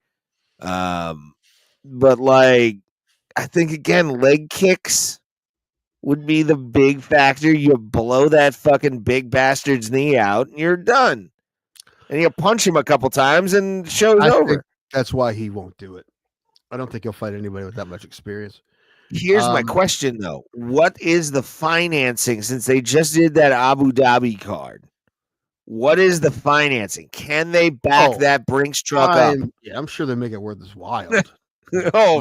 I don't know. I don't know. But the boss there did say, I mean, this is true. He's like, he is the greatest fighter, Sam Alvey, in the history of karate combat. He is. He has 2 belts. He hasn't lost. He's the karate combat guy. And I want to talk to him. Like, is he training different? Is he training harder? Or is it just like he just found a promotion that has the perfect rule set for his skill set? Probably. You know, I think yeah, because he knocked out a dude who has a fantastic record in kickboxing and boxing, and he knocked him out with his hand. It was awesome. I'm typing the message right now, by the way, to Sam as you're talking. Okay, he was just on Hawani, I believe. So he's getting his due, which is good. You know what? I watched a few karate combat fights on that card. I enjoy it. I think it's fun. I mean, I like MMA more because I do enjoy grappling, but I do like it's pretty fast. I do like that you can't ground and pound, and now I like that they changed the rule that as long as you keep hitting him, you can keep doing it. You don't. It's not a 5-second rule. It's now as long as you're actively punching him, he has to get up on his own. I like that. That's kind of like the judo rule with grappling. You have to be like actively going after a submission in judo, or else they'll stand you up. Like you can't really work in judo, or they stand you up, because it's more about the throws, much more about the throws than it is about the grappling. And it is part of it, but you don't give you time to work. You kind of like gotta get it quick. As far as submissions in judo, and it's kind of like what the ground and pound is in karate combat. But I think it's fun. I hope they're making money. Me too, man. To be honest, I would love to see that succeed more than I did the GFL. Like, I wanted Karate Combat to do better, because it's a different form of combat that we've never seen before. A legitimate number 2 MMA organization would be great for fighters, so that's why I want that to happen. But I do want Karate Combat to. I like Karate Combat; it's cool. I would really like to go to one, and they've been Sam has fought in, I think, 5 different cities. I looked it up. Nashville, where he's from. He also fought in Dominican Republic. This was Abu Dhabi. He fought in Vegas, and there was another one. I forget where. Somewhere else. Mexico. He fought somewhere in Mexico. So he's all over the world fighting for Karate Combat.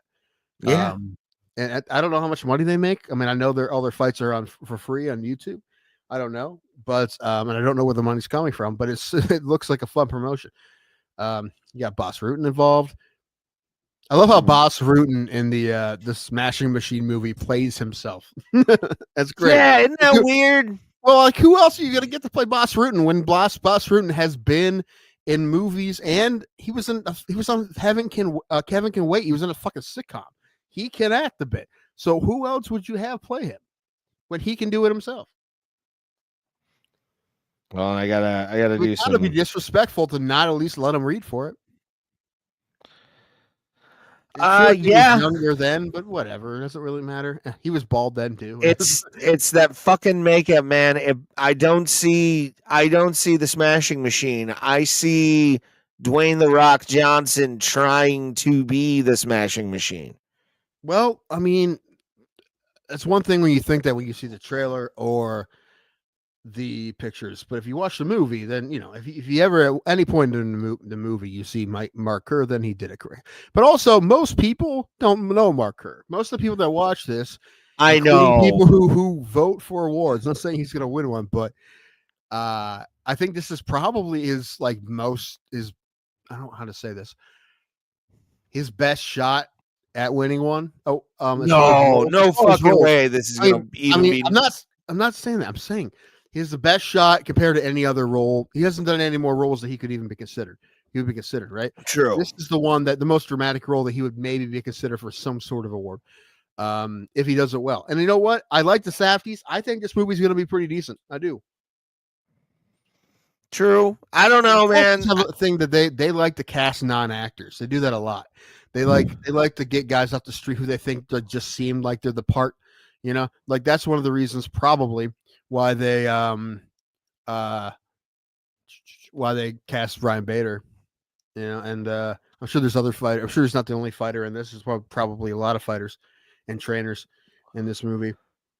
Fucking who's Bader playing again? Mark Coleman. Yeah, hilarious. By the way, I sent Sam this message. Hi, Sam. First, congratulations on the big win. Made sure to butter him up a little bit. Mm-hmm. And then we were wondering if we could have the greatest fighter in combat or karate combat history on Bro Bro Plata soon. Would you be available Thursday anytime after 7 p.m. Eastern Standard Time? Or any other day? We'll take them. We usually go until 10 or 11 p.m. Eastern Standard Time, so it could be late. Appreciate your time and hope you and your family are doing great. I feel professional. That's a good message. Good message. Feel professional on that one. Good message. And I may be professionally unprofessional in my stand-up life, and a lot of people don't like me, but I know how to message a motherfucker to get at least in the door. All right. I've said it before when it comes to you and stand-up. If I put Ray Highclack on one of my shows, I know what I'm getting. Yeah. I know what I'm getting, and that's usually fun. You're going to show up on time. Yeah, I'm always there on time, professional, and then I get drunk as fuck, and we're good. You're going to try your best. and well, I think you always try your best, especially if you're getting paid. If you're getting paid, right? Yes. And also, you're also not one of those people where if they get pissed, they're just like, I'm just going to run this whole show into the ground because I'm angry. You're not one of those people either. So no, I'm be fine with that. Man, I really want to get it. Oh, I got to get to that Ricardo's place to see if at this point I have to wait I'll wait till fall, but I want to do some sort of. I'm going to get another drink. Okay. Then you come back and then I'm going to pee, but I will talk to the people right here. You go get your drink because that's going to take a little less time. Hi, everybody. Hello. Please, if you're on X, repost us, guys. If you're on YouTube, share us out. We really need it. And we appreciate everybody watching us tonight, you sexy, sexy people who have been chatting with us tonight. Thank you, Bro Bro Plata. We are one of the worst shows on the internet. And I hope you enjoy every single piece of this because this is what you get Tuesday, Thursdays, Eastern Standard Time, 7 p.m. If you're an international watcher, I don't know. I haven't looked in our analytics in a while, but we do appreciate everybody who watches, man, because this show has been going on 5 years now almost. We're going on our 5th anniversary. And we want to get to 450. We're hovering in 420 right now, bruh. I feel bad even doing that. But we want to get to 450 by July. All right, on YouTube. 450 by July on YouTube, and also, which you can also go check out all of our old episodes on there. We've got interviews with Pat Miletich. Master Ken was our 10th episode. I lucked out on that fucking interview so hard. It was awesome, and appreciate Master Ken for it. And then we also have local Ohio MMA fighters, guys who have been on Dana White's Contender Series, guys who have fought in the LFA. We've had people on this show in the Cleveland, Ohio, or the Ohio MMA sphere, working. Probably I'll call him tomorrow, to be honest with you. Call the Ohio commissioner to have him on, to have Commissioner's Corner, where we talk about rules and regulations and stuff like that. And I want to make sure we get the full fan service of mixed martial arts in here because we're both MMA fans. Tim has friends who are MMA fans who have been on the show. And we love every single one of them that come through for the show. Do we get high echelon professional MMA fighters? Not a lot of them, but we've had Sam Alvey on. We've had a few other fighters on. We've got no-showed by the Pride Lady. That was fun. Fuck Lenny Hart, by the way, to this day. Fuck you for being that way. How fucking dare you? How dare you? And we've had a few other misses, but what are you going to do? People have lives. You can't really be mad at everybody except Lenny Hart, you cunt. Sorry. Not a fan of the Pride Lady because she stood us up. And I was a massive, massive Pride Lady fan. Huge.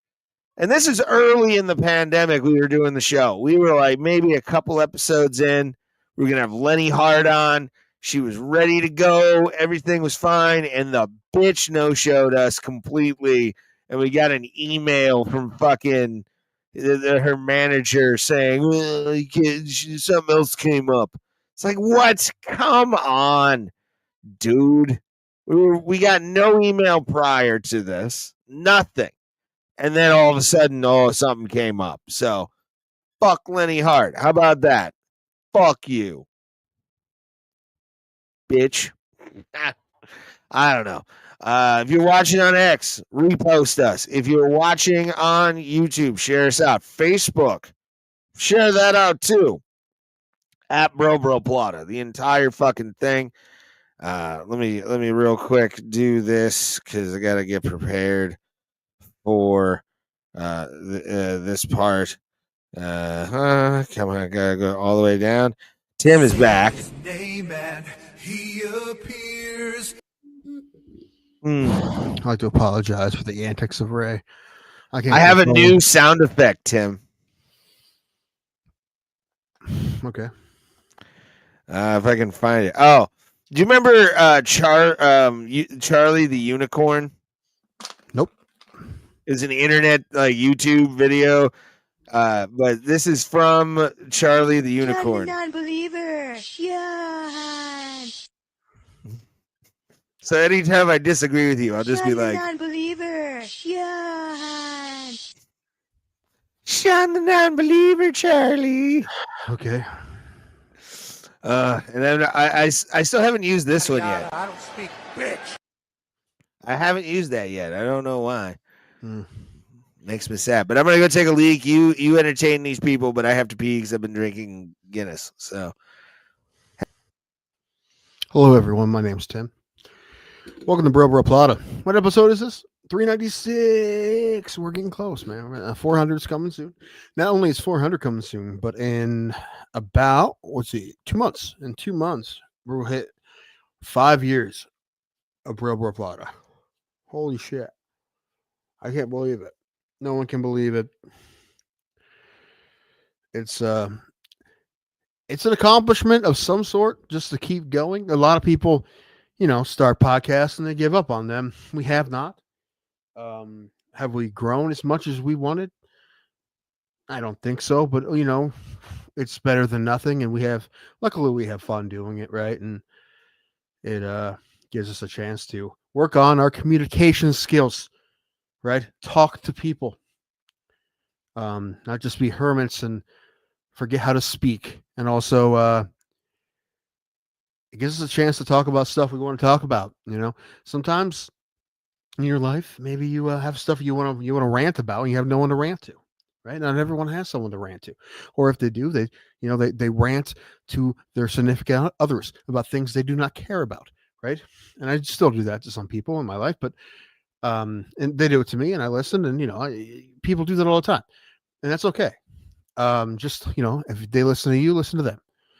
But this is fun because we just talk about whatever, and we talk about the fights, but we also talk about everything else. And that's been apparent today, obviously. And I don't remember all the things we talked about. Vegas. We've been talking about Vegas a lot because I don't know why. I don't know. Maybe it's a mental health issue, but I've been wanting to go a lot. I already went in January or the end of January, beginning of February, like for 4 days.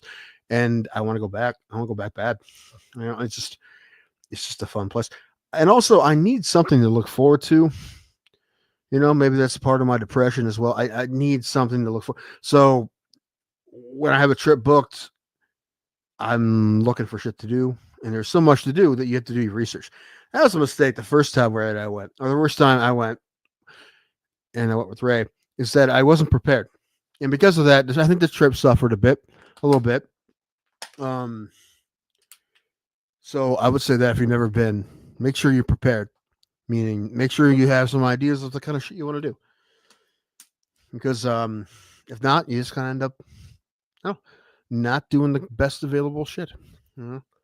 My problem the first time we went was I don't think that we ate enough good food. So I wanted to remedy that the next time I went. No, the next time I went. I've been there twice. And we did that. We ate at 2 fantastic restaurants and a couple other good places. Yeah, that was good. And I want to do that as well the next time I'm going, which I think is in August. I don't know. I got to gather money together. I got to figure out a way to make more money. I think there's a tip jar below. You guys want to help there. Although, to be honest, anything we get right now just goes back to the show at this point. We don't have too much overhead, but we don't have none. So we would appreciate that. Very much so. But you do you. Not saying we deserve it. I can't believe anyone watches this ever, and sometimes people do. Some days more than others, and I also can't believe anyone is ever giving us money. But we probably, I don't know how much we've gotten. Not a ton. I mean, but not nothing. It's been a big deal. and we are extremely grateful. I almost cry every time we get anything. Because we are not successful or famous in this in any way, shape, or form, but I still have imposter syndrome.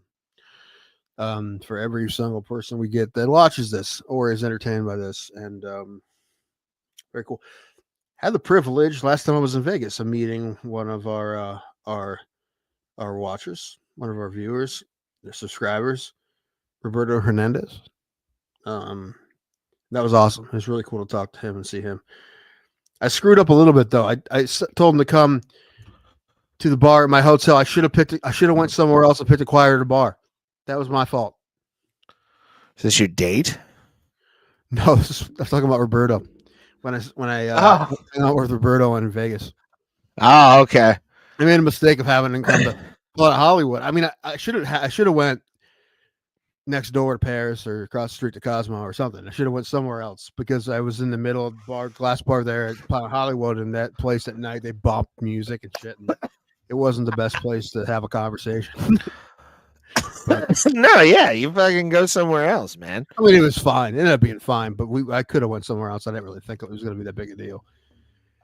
Just playing a lot of fucking Cher and good techno. That would be the kind of DJ I would be. A lot of fucking turn back time. Do you believe in love after love? I would love to see Cher live. I'm not lying to you. I don't know how much she plays anymore, but I would go to. She's still alive, like. Yeah, not only is that, she sings live. She sings fantastic. Yeah, I would love to see Cher live. That'd be amazing. It's off my list now. No. Yeah. Well, like once you hit a certain age, it becomes kind of weird for dudes to like see someone like Shania any age. I don't give a fuck. Why is it weird? I never wanted to see Cher because I wanted to fuck her. That was nothing. It had nothing to do with why I wanted to see her. I did for the longest. Yeah, dude. Right, well, you're a pervert. We already know that. We've established that in 5 years. By the way, just to let you know, set an update on Alvy. He has seen the message. Seen it. He'll get back to us eventually. Yeah. He's been here twice before, and we were nice. But if we got to play Sam Alvey match game again. Yes. Have you heard from Pulse? I have not. I assume he's just busy with family stuff. Well, I know he's been working and stuff, but I want to make sure he's not dead. That'd be good. Yeah, agreed. I assume he's busy. I assume a lot of people just don't want to talk to me too. That's usually. Well, you know what? I mean, that is the case 80% of the time, I think. I think it's more 95. I really. I was trying to ease you into it, but yeah, but probably. You don't have to rip the Band-Aid off. It's fine. I know. Always had that though. I've never been that person to like bother people unless I'm like I know them and I know I can talk to them. Otherwise, besides that, I don't. I keep to myself. I don't know why, but I do. Or if I'm trying to get laid, that's about it. Okay. It's because I win life, dude. I win. How's that been going? Have you joined a right wing dating site yet? No, I'm staying away from that, but I'm noticing do they have those? I mean, Farmers Only is probably a conservative dating app. I mean, you're not a farmer though. It don't matter. I can wear flannel as best as the next guy, and I know pesticides, so just not farm application. Is there one that called "Make Me Mein Kampf"? Or something like that you can join. Third time's the Reich. Heil Hotties. Ooh, that sounds like something the guys behind what was that one? Stormfront back in the day, they'd create that. The Stormfront guys would be behind that. A real Stacy Keach from American History X kind of guy. We just want whites only. Is there that? Is there just whites only? No, but there's like black dating, BLK, Our time is like the old broads and the old dudes getting together. Woo Plus, which I'm a member of. Of what is it? Woo Plus? Did you say Moo Plus?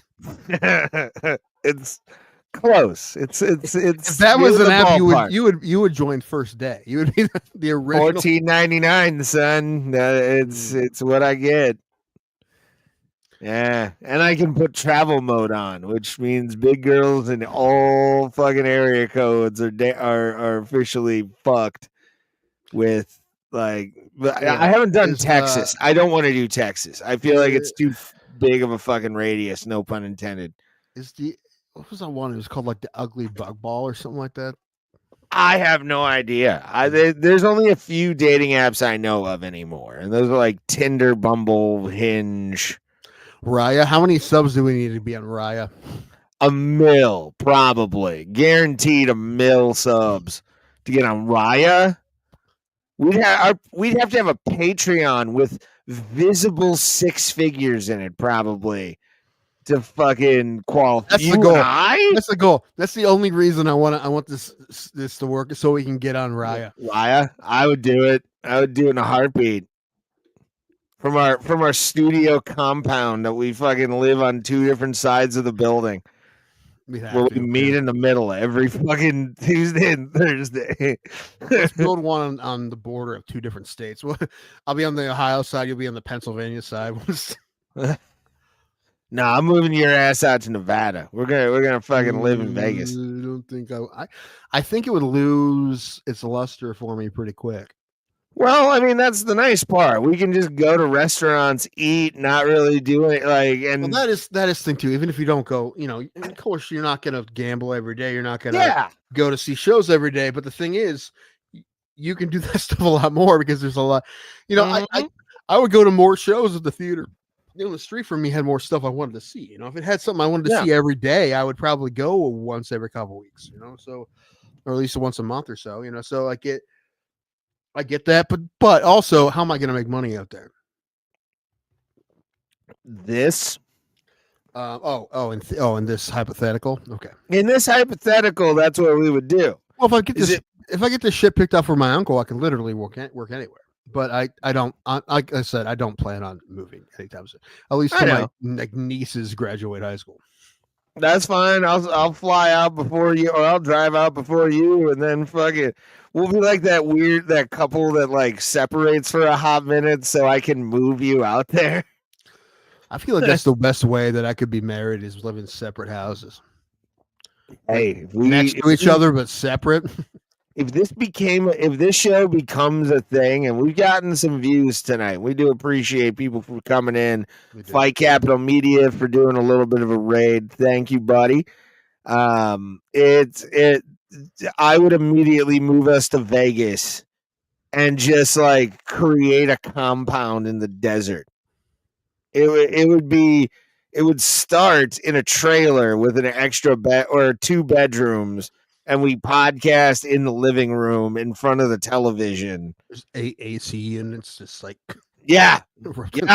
It's just always road microphones that cancel the noise from the fucking AC units. You guys have a TV? No, we can't afford to use electricity for anything other than internet and AC.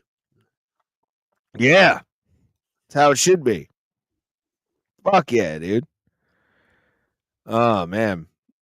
What was I going to say? Oh, there it is. I'm going to say the Dave & Buster's logo, like, there it is. Oh, you can't really see it. Oh, you're drinking out of the Dave & Buster's glass like a king? Yeah. It's the first time I've used it, but yeah. Yes. Love it. I have 4 of them. You should.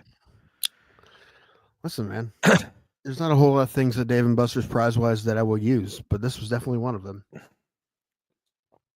Oh, I already have a glass and like a shot glass. Like the first time I ever went, I got those. But then after that, oh man, what was I gonna say? Did you watch the Stevens fight? No, the Jeremy Stevens Mason Jones fight. No, I didn't see it. It was pretty good. People were saying online that it was like amazing. I thought it was kind of it was a good curtain jerker kind of fight. But you know what I got to tell you, man?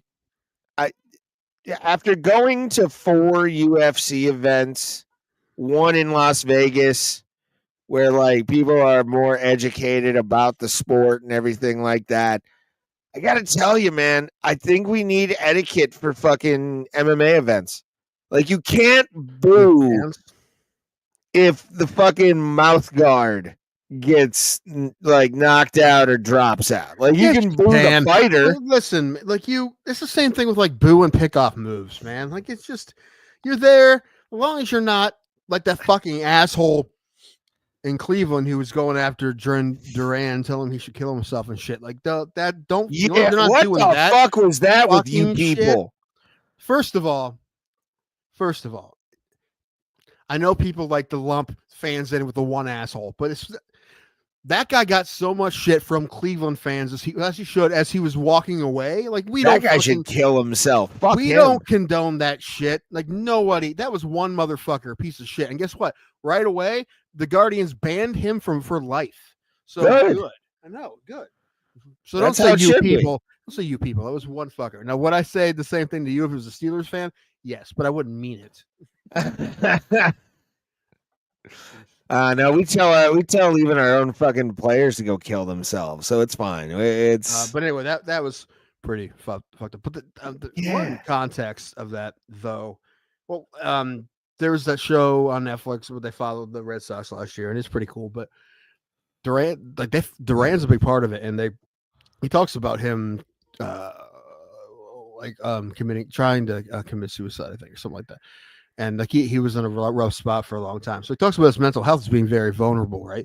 So so for someone to say that to him after he was doing, that's fucked up. But yeah, but this doesn't. I'm not condoning what that guy did, obviously. But there was a time last year at a game, and he was suspended a couple games because he called a fan a fucking flag, okay.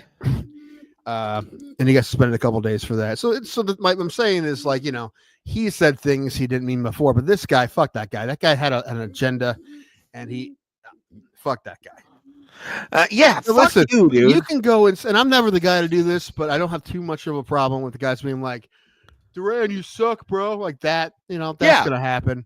I'm not the guy to do that. I don't do that.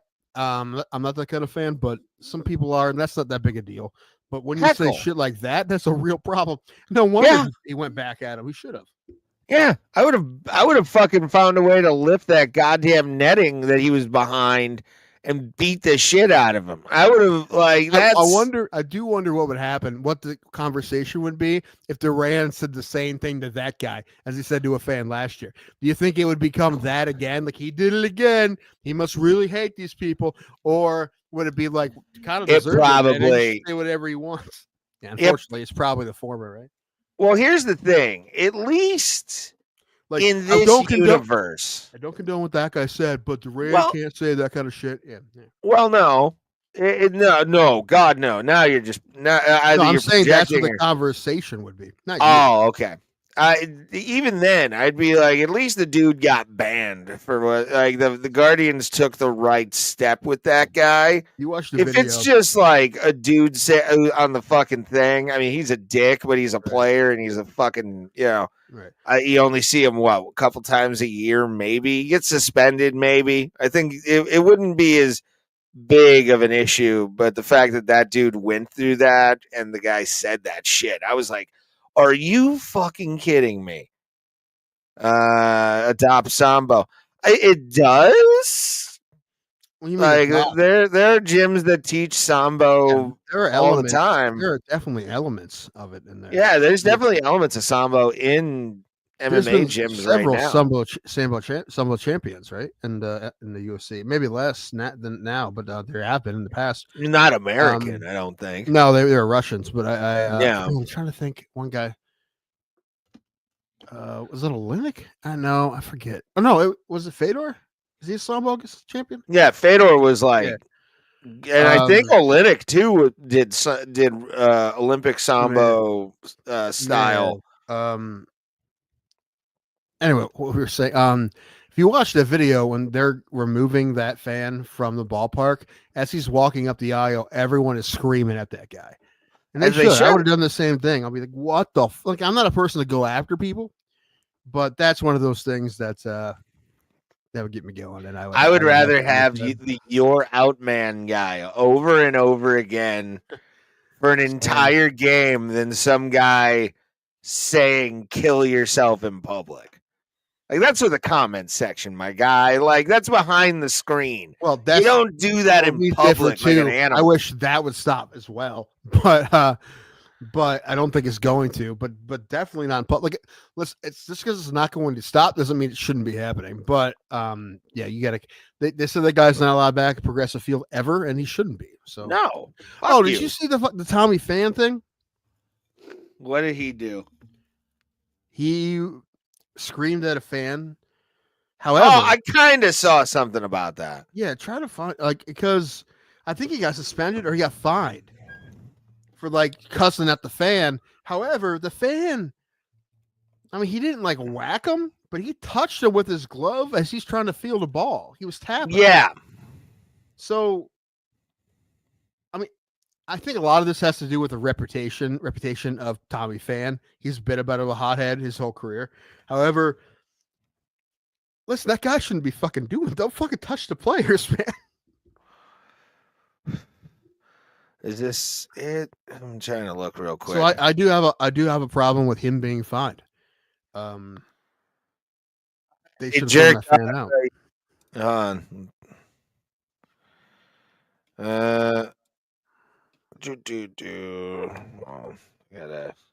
I actually have X queued up, so I can go right to it. All right. Yeah, this thing. Rent free. Subscribe and come back and ask us more questions. Because we can have a theme song for you, right? How we gonna answer? How we gonna answer? How we gonna answer Rent Free's question?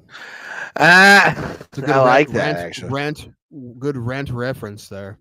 Rent free in our heads. Good rent reference there. Everyone, you're welcome. By the way.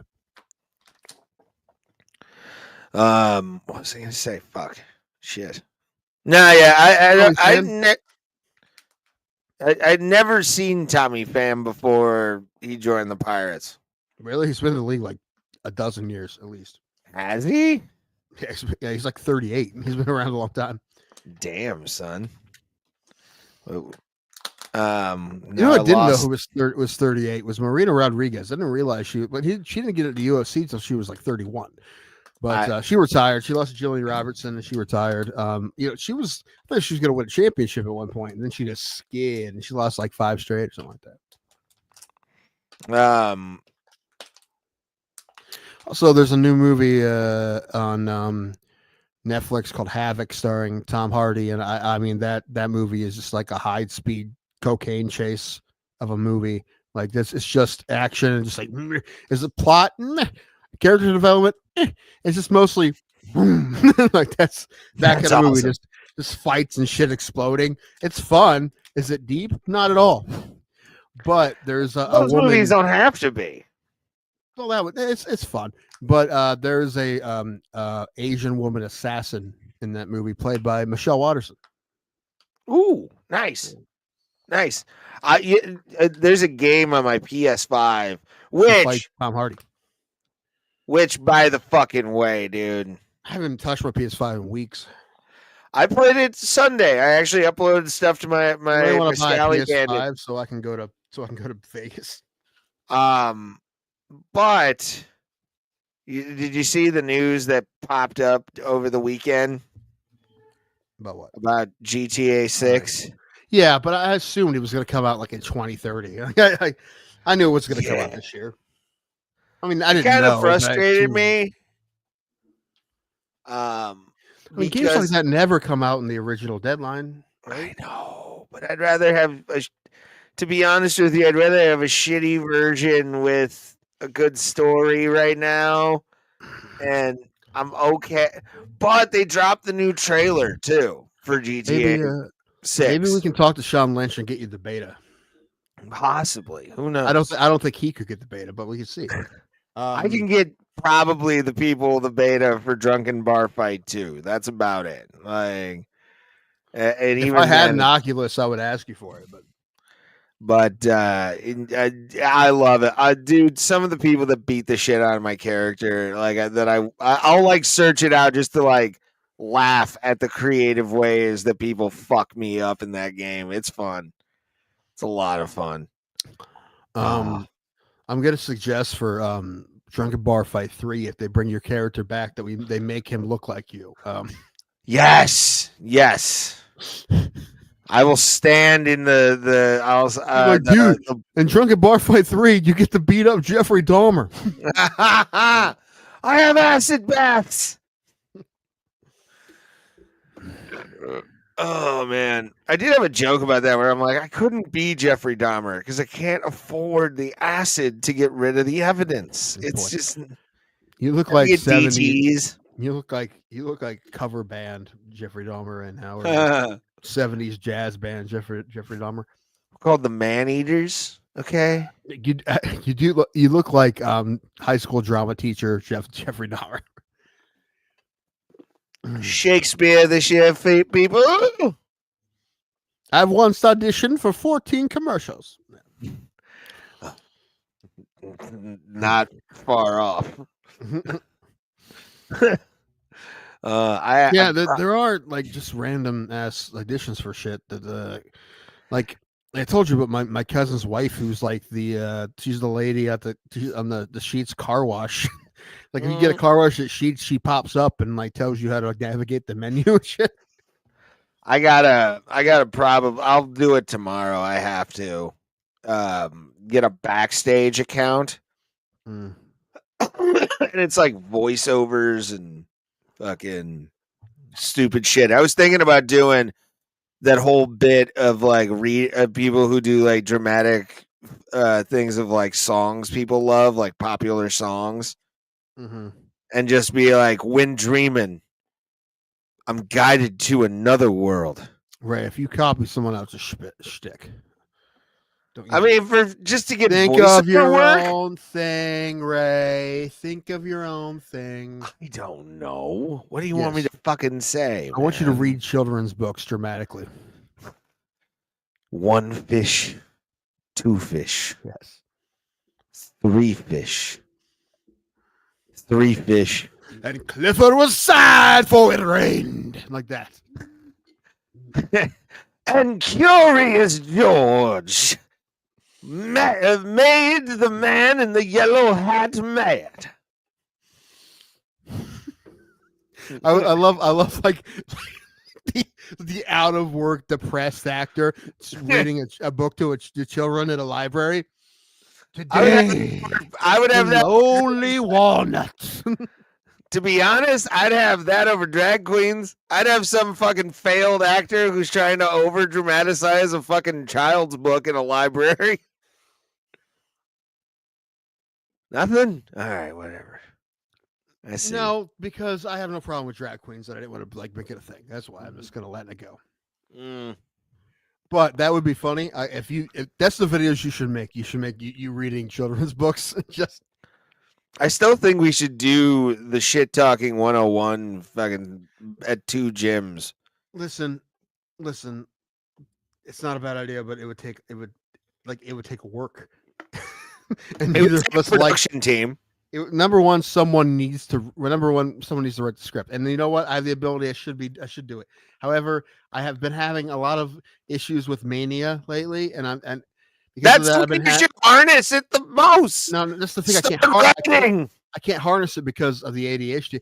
I've been having cognitive issues, and I've looked it up, and it might be because of the bipolar. They say you can forget words, and you can forget your memory can be shit. Which is, you do this show with me, that's a problem of mine all the time. And it's very possible that some of it, not a lot of it, has to do with mental health issues that I'm trying to. I got a place You're supposed to call me back. Who never called me back. I got to call my doctor and have them have a referral. They didn't call me back. I'm trying to get help. I'm trying to get help. So, and I'm probably going to end up on a whatchamacallit, news stabilizer, some sort, or the kind of don't take this the wrong way, but if they lithium or actually some treat shit. you for bipolar and it works and you lose weight, I'm gonna laugh my ass off I don't think I'll lose because weight, it's gonna prove that bipolar makes fat people. It happened once. It's true. Right. Alan lost 50 pounds on Zoloft in 3 months, and everybody else gains weight, including me.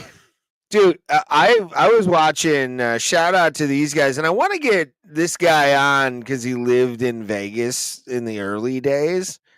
Shuley from the Shuley Network. How bad do you wish we were able to go to Vegas in like the 90s or even before then? I wish I could go to Vegas every decade from the 50s to now. Because it's safer, but it looks like overall, as far as having a good time, although it is a good time, no, don't say safer. It's not safer. It's gotten worse overall. It seems that way. Although, I mean, it's definitely still fun, but as far as bang for your buck and things like that, it's gotten worse. And it's not quite the same as it used to be. What keeps getting the prices keep getting worse. And when recession happens, you think most people would lower prices. They do the opposite. When their sales go down, they jack the prices up because they know the gamblers will still show up. Right now, it's hilarious though. If you look at housing prices and condo prices and fucking like trailer prices in Las Vegas, it makes you go, I can get a loan for fucking a down payment, maybe. Let's do it. How's your credit? Mid-60s. Are you like me and all the credit hits that were like in your early 20s? So the student loans, yeah. Yeah, I mean, I did nothing wrong in my 30s. It's all in my early 20s that I fucked myself. My car is slowly getting me to like 650. I'm at like 640 something.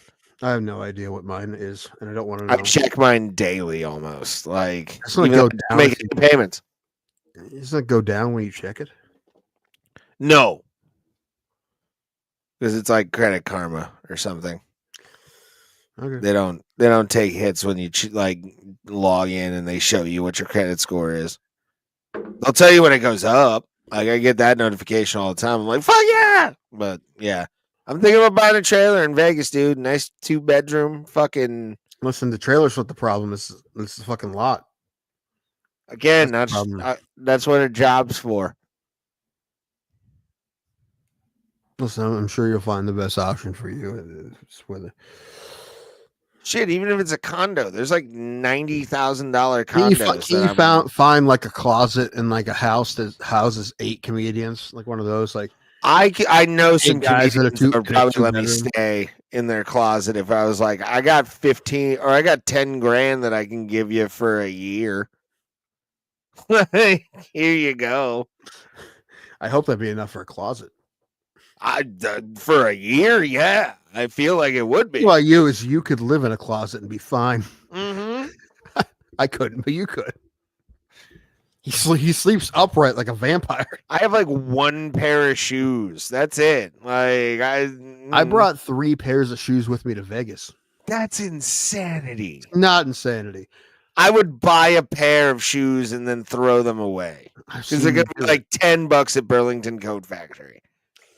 I had for the dress code places, I needed a pair, and then I had the shoes, my Adidas that I walk in. But then also, the thought was, what if all this walking makes my feet swell up? So that's why I brought the Crocs, and I wore the Crocs a lot. So, yeah, I don't give a fuck about that shit. Like, I'll just Uber everywhere. Like, I'll spend $10 to go a mile. Like, I don't give a fuck. Like, let's do it. Because it's Vegas. Why the fuck do you give a shit? Like, I'm going with Alan. He's being very tight because of how many trips they're going on a trip tomorrow, right? They go on so many trips, that he's like, I can't spend a ton of money on this. However, once we get there, it'll be a little different, but he's like, we can't stay at the fucking Cosmo or shit like that. As much as like, man, how bad I wish I could stay at the Cosmopolitan. Pretty bad. But that's probably never gonna happen. But unless I get, some kind of comps. But it's not gonna happen. His brother-in-law is there right now, or is going this week. He is a hard gambler and he gets comps at Cosmopolitan. So I'm trying to get him to go with us so we can get us a fucking comp at Cosmopolitan or anywhere, a comp anywhere. But yeah, I don't at this point. I go to be in Las Vegas and I go to just hang out in the cool fucking weird areas. Like the neighborhood's pretty dope over there. The Arts District is fantastic. Looks cool, but Alan's never been there before, so that's another reason why I'm trying to pick the right hotel, because I don't want him to be like, this sucks, if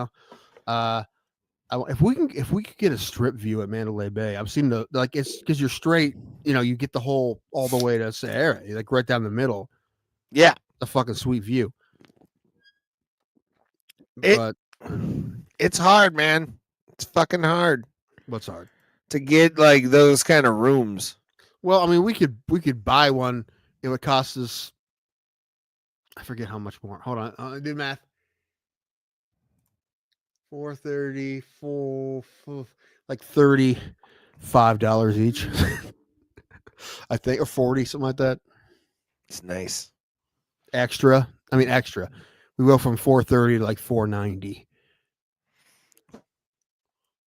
To buy a strip. It's up to him. If you're up front, if you're using it's up to him. I'll do it, but also I don't know where this money's coming from.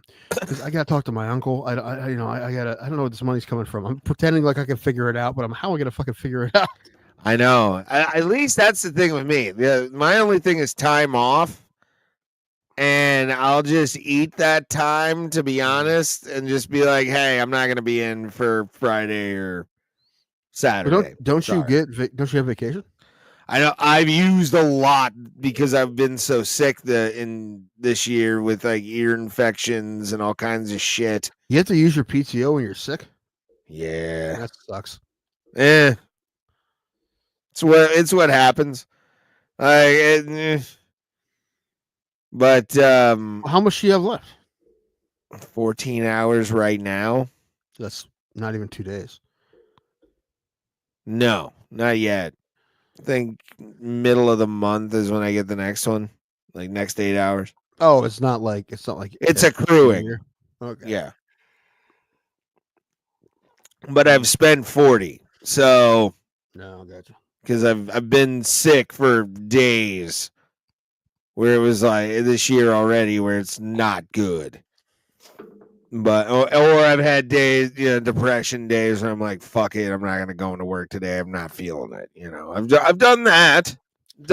Always the point in society that you can just tell your bosses you need a mental health day, and if they tell you no or they're dicks about it, you just post it online and cancel them. I'm not friends with anybody except for like one person on my fucking thing, but I never post about taking days off or whatever. I'm joking, but I know, but I love those people that do that shit because you're just like, oh no, you're losing that job tomorrow. Oh no. Possibly. The Cavs need a win today, man. They lost the first game of the series, and they're up 5 with 7 minutes left, and they don't have. Well, the thing is, they have like 3 of their starters out today. Okay, so they'll that's be not fine. Great. I bet Mitchell has like 40 points. How many? He has 37 of 101. Damn. Yeah, he has to carry this team, man, when those guys are out. Ty Jerome's really good. There's other guys. Well, Ty Jerome hasn't done shit today. But they need this one, man. They don't want to go down 0-2 and go to Indiana. You don't want that. No. Guards are in a doubleheader. They lost the first one today, 10-9. Ooh. Wacky game. And then they're up 8-1 in the bottom of the 8th nice. Right now. And they're in Washington. They're in Washington. They're in last place, and I don't give a fuck about baseball. That's how it is. Because again, fuck Bob They're at this point. 12-24. Waving the white flag. The fan base, we're done. Could be worse, man. It could be the Rockies 6-28. Again, I'd rather be where we're at compared to that, but I'm done. I'll follow lightly. I'll look at where we're at and who we're playing, but meh, you give a fuck less anymore. Rockets lost in Game 7 to Golden State. I know, but you know what? I'm glad we made the playoffs. Really am. When did you find out they made the playoffs? Don't lie to me. I think it was right before the playoffs started, actually. Because I looked at the playoff bracket and saw that we were in there, and I'm like, oh, we're here. Cool. They had a great year, actually. That's why I hope we can win another one. I want a third. I want it to happen and actually have Elijah on the court. Yeah. Name me one Rocket, please.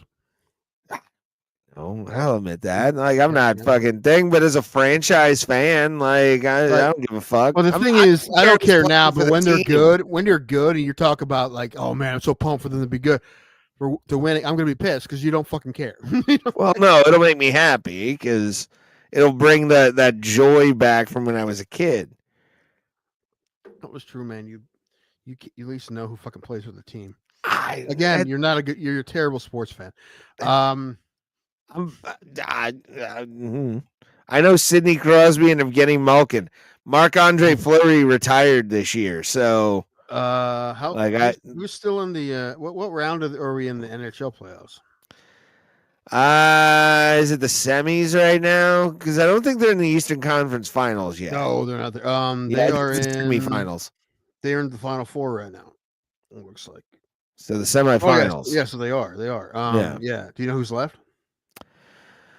I saw Detroit, Washington, and Hurricanes are playing. Saw that on Twitter. Nope. They're out. All those teams are out. Oh wait, I'm sorry. They're in the quarters. I didn't scroll down. They're in the quarters. You son of a bitch! Don't fucking. But Detroit's not in. They're done. They didn't make the play. I saw something about Detroit. Washington and the Hurricanes are playing right now. Yes, that's correct. Fuck. I don't know. New York or the Rangers. Rangers are out. Okay. Who's in right now? With the other Western Conference, is it the Western Conference? Or Eastern? No, Western. I don't know. Okay, anyway. Are the Stars in? Yeah, Dallas is playing Winnipeg. Oh, okay. And then Florida Panthers and Toronto Maple Leafs. Maple Leafs are up 1-0 in that series. And then the last one is wait. Repeat. The Maple Leafs are actually winning a playoff series right now. Well, they beat Ottawa, and now they're up 1-0. I'm joking. That's the meme in the hockey community is like years the Toronto Maple Leafs have gone without winning a Stanley Cup. Well, it's Canada. Like. Okay, Especially because the 8 teams left, man. There's 3 Canadian teams left. Maple Leaf fans are the equivalent of Canadian Yankees fans. They hold on to what used to be. Like when the Maple Leafs were so like Steelers fans. I get it. Kind of, but at least it's recent. We won, you know. Like it's not fucking. We don't claim to have 8 championships and 6 of them were in a league where it wasn't even the NFL, you know. Like championships from you now, so I'm sorry. But the other ones are Winnipeg, Dallas, and then the last one is Vegas and Edmonton. I did see my Steve McAnally, the guy that we did his show back a couple of years ago. He's a big Nats fan. I would love Edmonton to win. So I feel like because Edmonton seems like one of those like fan bases because they're not that giant of a city really, and that's like they're just diehards. I would love Edmonton because I feel like one of those like Green Bay. You know, it's like all we have is our team, and we're fucking crazy insane diehards. I would love to go to an Edmonton Oilers game one day. One of my best friends from like post high school that I still talk to. He is a huge Edmonton Oilers fan. And he's from Cleveland, but he loves the Edmonton Oilers. That's weird. For some fucking reason. That's I don't. Weird. It's probably unless you say something like my parents grew up at Edmonton, then I don't think he has any ties to Edmonton. It's Dr. You know who it is, Dr. Professor Mitch. He's an Edmonton Oilers fan. I don't know why, but he is, and he posts a lot about it. He's also in his mid-30s now, Tim, and like, okay, I have to say this. It's kind of funny to me. In the mid-30s, your sports teams to become more important. Yeah, like you don't have that much left. But especially like grown men discover hockey in a way that's weird to me. Being a grown man in his 30s who played hockey. The same shit's happening with me and Alan in baseball. I've been telling him for years how great baseball is. Now he just all of a sudden becomes like a diehard Guardians. Yeah, right. I love it. I mean, I love it, but I'm like, dude, you have. I've been here the whole time. Dude, you just got here. Right? It's funny. It's like he's all in. He's all in. But I'm like, dude, I've been telling you. He's like, I know you were right. I was wrong. I've never though. Like even Mitch, I don't know if he's been a fan his whole life. He could be. I'm not saying, he could, whatever. But I'm talking about like I have witnessed grown men in their mid-30s when I was in like my early 20s who were like, yeah, I'm getting into hockey now. You're like, bitch, what? You never were into hockey? Fuck you. Like I've been here. I've lived it. All right, I went through the lean times, sir. It's happened to me a lot with the people I went to, like my friends in high school, because I was a big sports fan, but I only played tennis. So like, my friends were all like, I would be at someone's house. We were all hanging out. They were playing Yu-Gi-Oh. I was watching a game. I'd be watching the game for watching football when they're like playing Yu-Gi-Oh. But now, when I talk to those guys, they're all into sports now too. And I'm like, I fucking told you, man. I told you. You made fun of me. Yeah. I'm like, because that's just like what you do when you're a middle-aged dude. Sports becomes a giant thing. Apparently. Not for everybody, but like, yeah. I know Alan didn't give a shit about sports in high school. Now he's all fucking into the Guardians. So. There used to be a club manager I'm friends with who actually lives out in Vegas now, ironically. I remember he was like, yeah, I'm starting to play pickup hockey. I never played it before, but I really got into hockey. And I was like, excuse fucking me? Where you been, bro? You never played as a kid, you son of a bitch? You never had to fucking put in the time to fail? Fuck you. I don't like guys like that who play hockey at like 22 and you're like, kiss my dick. All right, you didn't fucking go through the camps to get better. You didn't do any of that. Eat my ass. Alan became a hardcore Guardians fan when he moved here last year, and the first year he was here, he made it to the ALCS. I'm like, fuck you, dude. Yeah, dude, you were spoiled. Fuck you, man.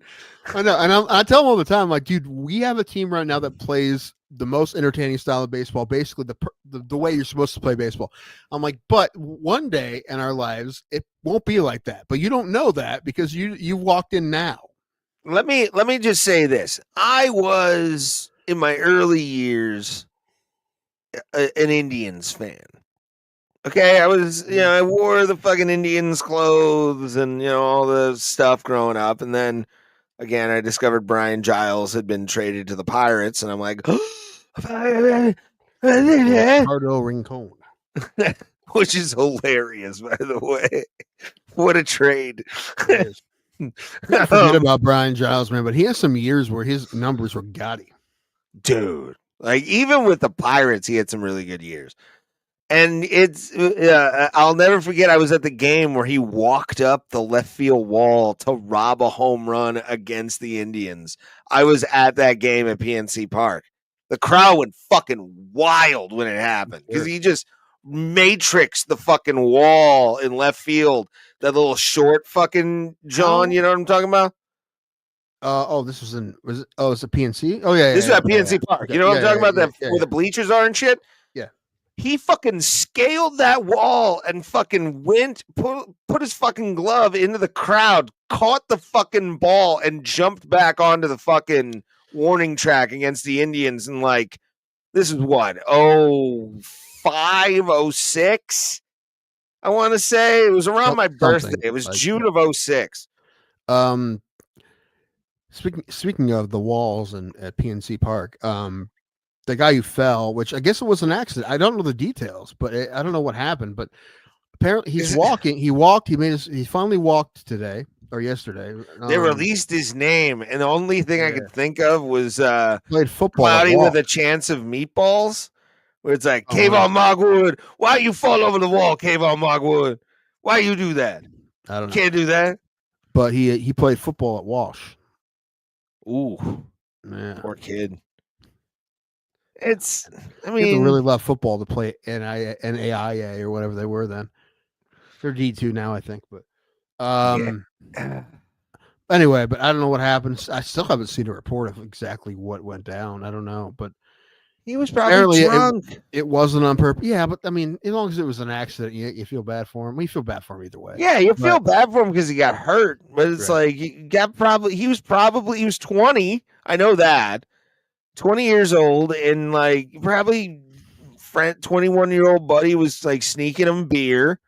He was out of control because he had drank before and fucking fell over. We've said this before, that it's a miracle that anyone has lived past the early 20s, and especially us. And the fact that we didn't fall off a 21-foot wall into a baseball field, it's probably a miracle.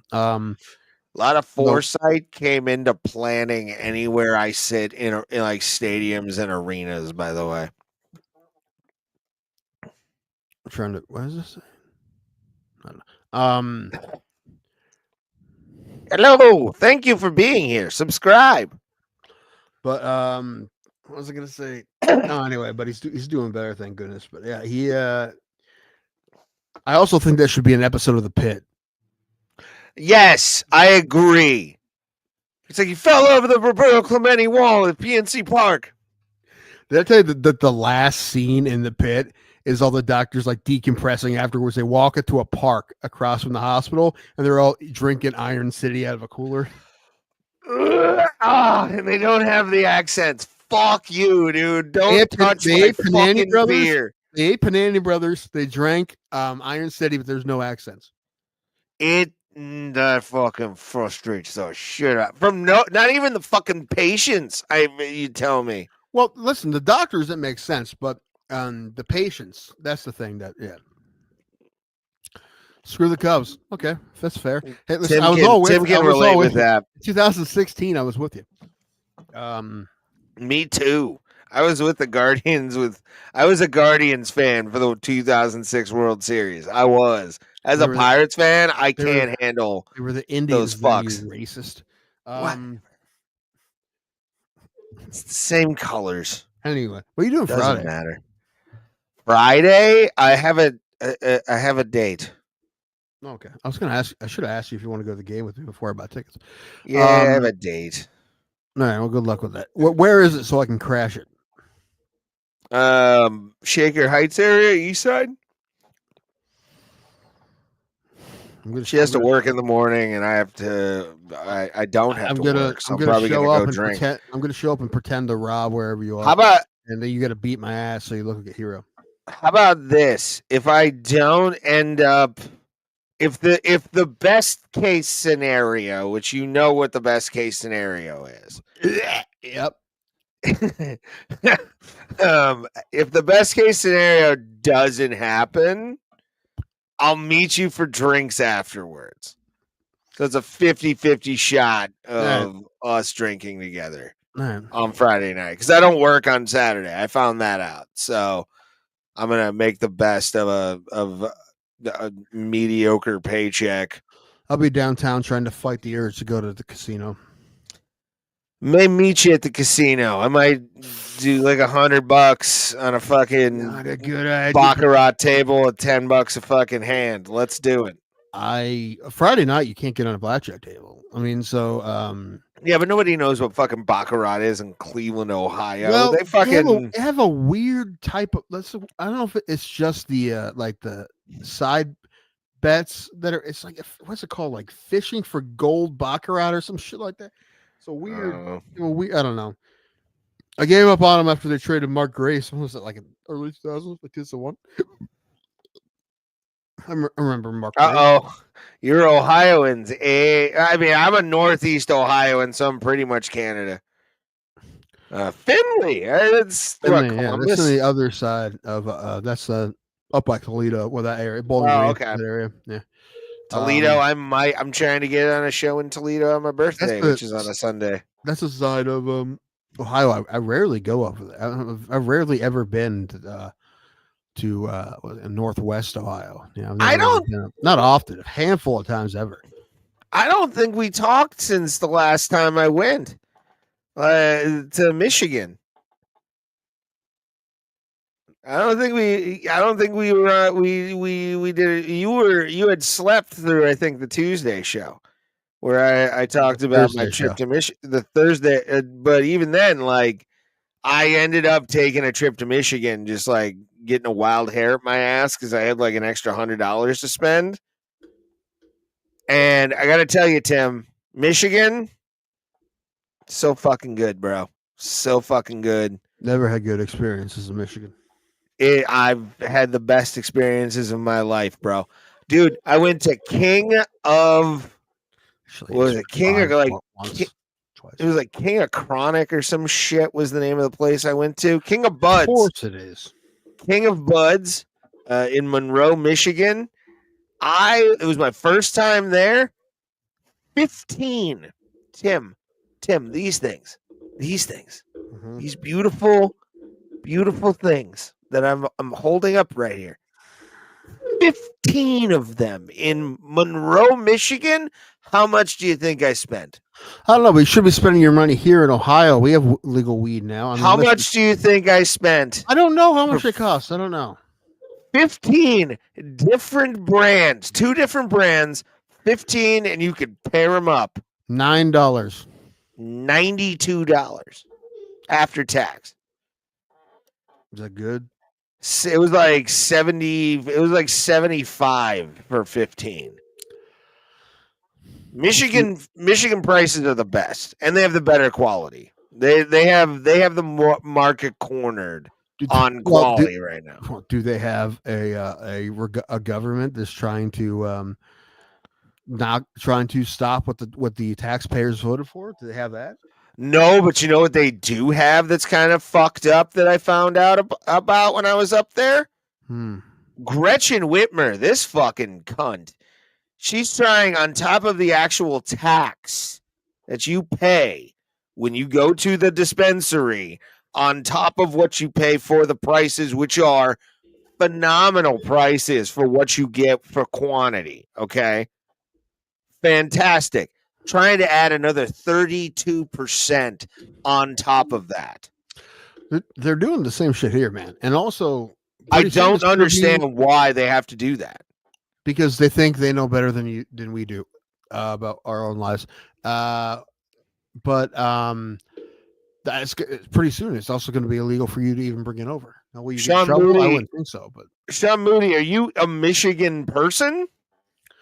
You get right the fuck off if you are. Are you a Michigan person? Where do you live where the weed? Where's my? I don't know what the 25 to 40. Where are you from? I'm kidding. I love everybody. I love Michigan. Michigan is fantastic. Everybody. I've only ever been to Michigan like 2 times. No, way too many times have I been to Michigan. I've been to Detroit a few times. One was for the clowns. Because you are a drug addict, Trey. Illinois. Okay. Illinois is 25 to 40% tax on weed. Okay. I don't know what ours is, but it's going up. Yeah, of course it is. Everybody's fucking taxes are going to start to go up. They got to pay for their bullshit that they're going to fucking start planting through in the next couple of years. Although, if there's fucking automation in the fucking farm and all those sectors, there's going to be a lot more unemployed people. Indians, by the way, Guardians just won 9-something. Good. I just got the notification. Good. They needed to split because they lost today, but 9-1. And what with the Cavaliers? I got you. Cavs. Agreed. That's when I got into them. It was like junior high. That was like hardcore, except for when they were WWE theme song for the Oddities, which was the greatest show. See, Michigan, talking about Michigan weed and ICP. Are you just Ray? Are you Illinois Ray? Do you like fat Possibly. chicks too? Hey, oh my God, I didn't tell you about that. I should say this. Saying like sounds mean. Prefer still mean, but that's a better way to say it. I was at a dive bar open mic that happens out near me in Paynesville, and there was a young comic who's a student of our buddy Jerry Jaffe, who we love. I love Jerry. Well, he's amazing. But I did my fat girl joke for the first time in a while, just because I was like, "Fuck it, I'm gonna, the throw me from bed as she's getting into bed." And apparently, the kid who's like went up loves fat girls, and we like high-fived, and he was like 350, she ain't, if she's not 350, whatever the fuck she said, the rhyme he said. I was like, that's my boy right there. I love that kid.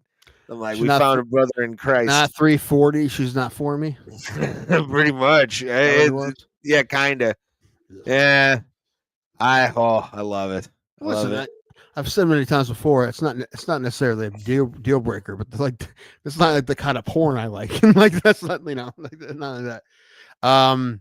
This was actually my first ICP album I bought. Was fucking Riddlebox. Ray, is this you sure this isn't you? I don't know. We should do a show in fucking Chicago now. We could get a good amount of people. Chicago. And Alan was trying to convince me to go to New York instead of Las Vegas, and I'm like, nope. Fuck you. I'm like it's too. I don't know. I don't want to say busy but it makes me nervous. I mean, I don't hate it, but it's risky. Yes. Kurt Loder, MTV News. I'm from Peoria, not Chicago. Ooh, Peoria, Illinois, home of the what the fuck's the Peoria Pirates? No. There's a minor league team there. I should know this. Peoria. No, it's gonna fucking piss me off. There's like a hockey team too. I think they're like the Peoria Pirates or something like that. There's a baseball team though. I know who you're talking about. Yeah, it's gonna piss me off. Hold on. I'm looking. Peoria baseball. Peoria Chiefs. Yeah. It used to be the Peoria Cardinals. That's Peoria. That's not Peoria, Illinois. Is it? Oh, yeah, okay. Yeah, it is. Okay. Something else about Peoria. What was it? Something else about Peoria. Peoria Rivermen. That's who I was thinking of. Yeah. They're the Rivermen. Yeah, there we are. Sean's got us. Jeez. Oh man. What else is Peoria that I fucking it's always a punchline. I know that. It's like they do that in Peoria. Are they doing it? Are they call themselves the whiskey capital of the world for some reason? Boo. The birthplace of the first gasoline powered automobile, apparently. Yeah. That Henry Ford, that Nazi, steals it. The heavy machinery company Caterpillar is headquartered in Peoria, Illinois. Ooh, yeah, that's interesting. Ooh, I always wanted. You know, what my dream job was. Also, this is good. The birthplace of Dan Fogelberg.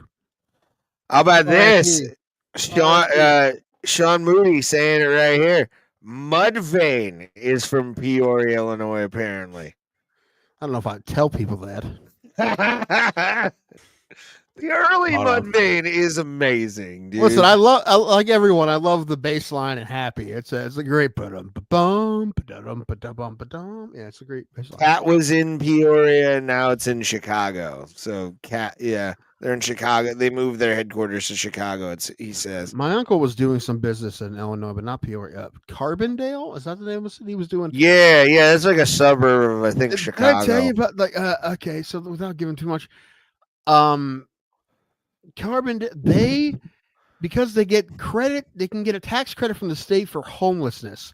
They literally put an ad. Is this you? Like, no, it's not. It's not. Although it does seem like it. Is one of your ex-girlfriends fucking with you? I don't know. If it is, thank you for the view and subscribe, bitch. Oh my God.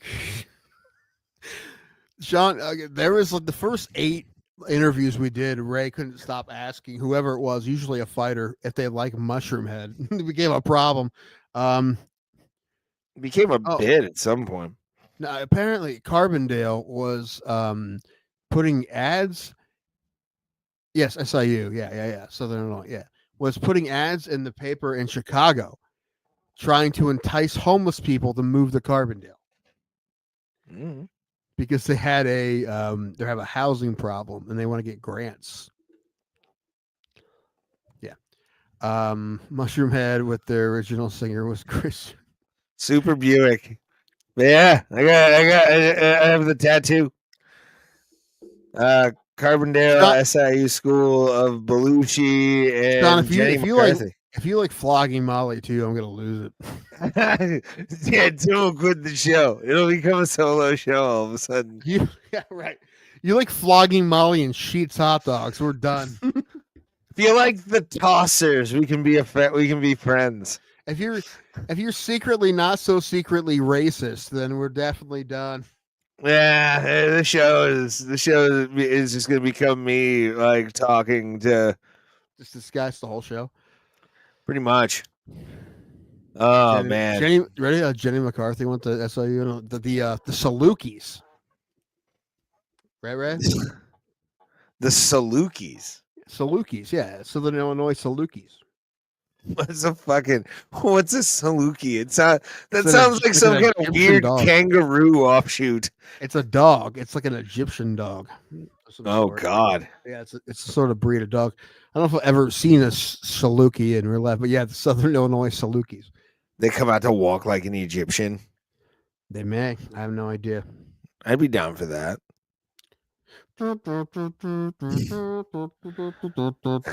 We're gonna tackle you onto the floor. Now you are hurt. Maybe. I don't know if they play football. They may play football, but basketball this year. They're decent mid-major usually. They've been to the tournament a handful of times.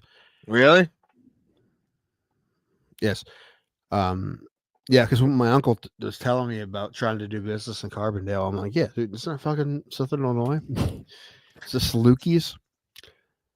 But yeah, apparently they have some like Egyptian themed buildings in their town or something like that. I don't know. Nice. I don't know. It's like Memphis or Vegas. Right. And I don't think they ended up doing a deal with my uncle because they're trying to get homeless people there instead. Oh. That's a wild Hail Mary. It really is. Try to save your town. You know what will save our town? Tax breaks for homelessness. Let's get more homeless. Yeah. That South Park episode. Carbondale, super cool to the homeless. Get carbon down, no. It's good to the homeless in the state of Illinois. We still haven't heard about his flogging Molly and or Sheets hot dogs. Probably not. And I did have Sheets hot dogs today. I don't think I can eat a hot dog.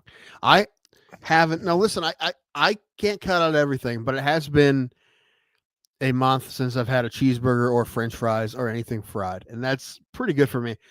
Now, I've been eating a lot of Mexican food. Like I said, I can't cut out everything all at once, or I won't make it. Right? I know how I am. I can't just be. Oh, I'm just eating super. That's from fried. That's some of it, yeah, like the taco shell and stuff. Well, okay, like refried beans, maybe.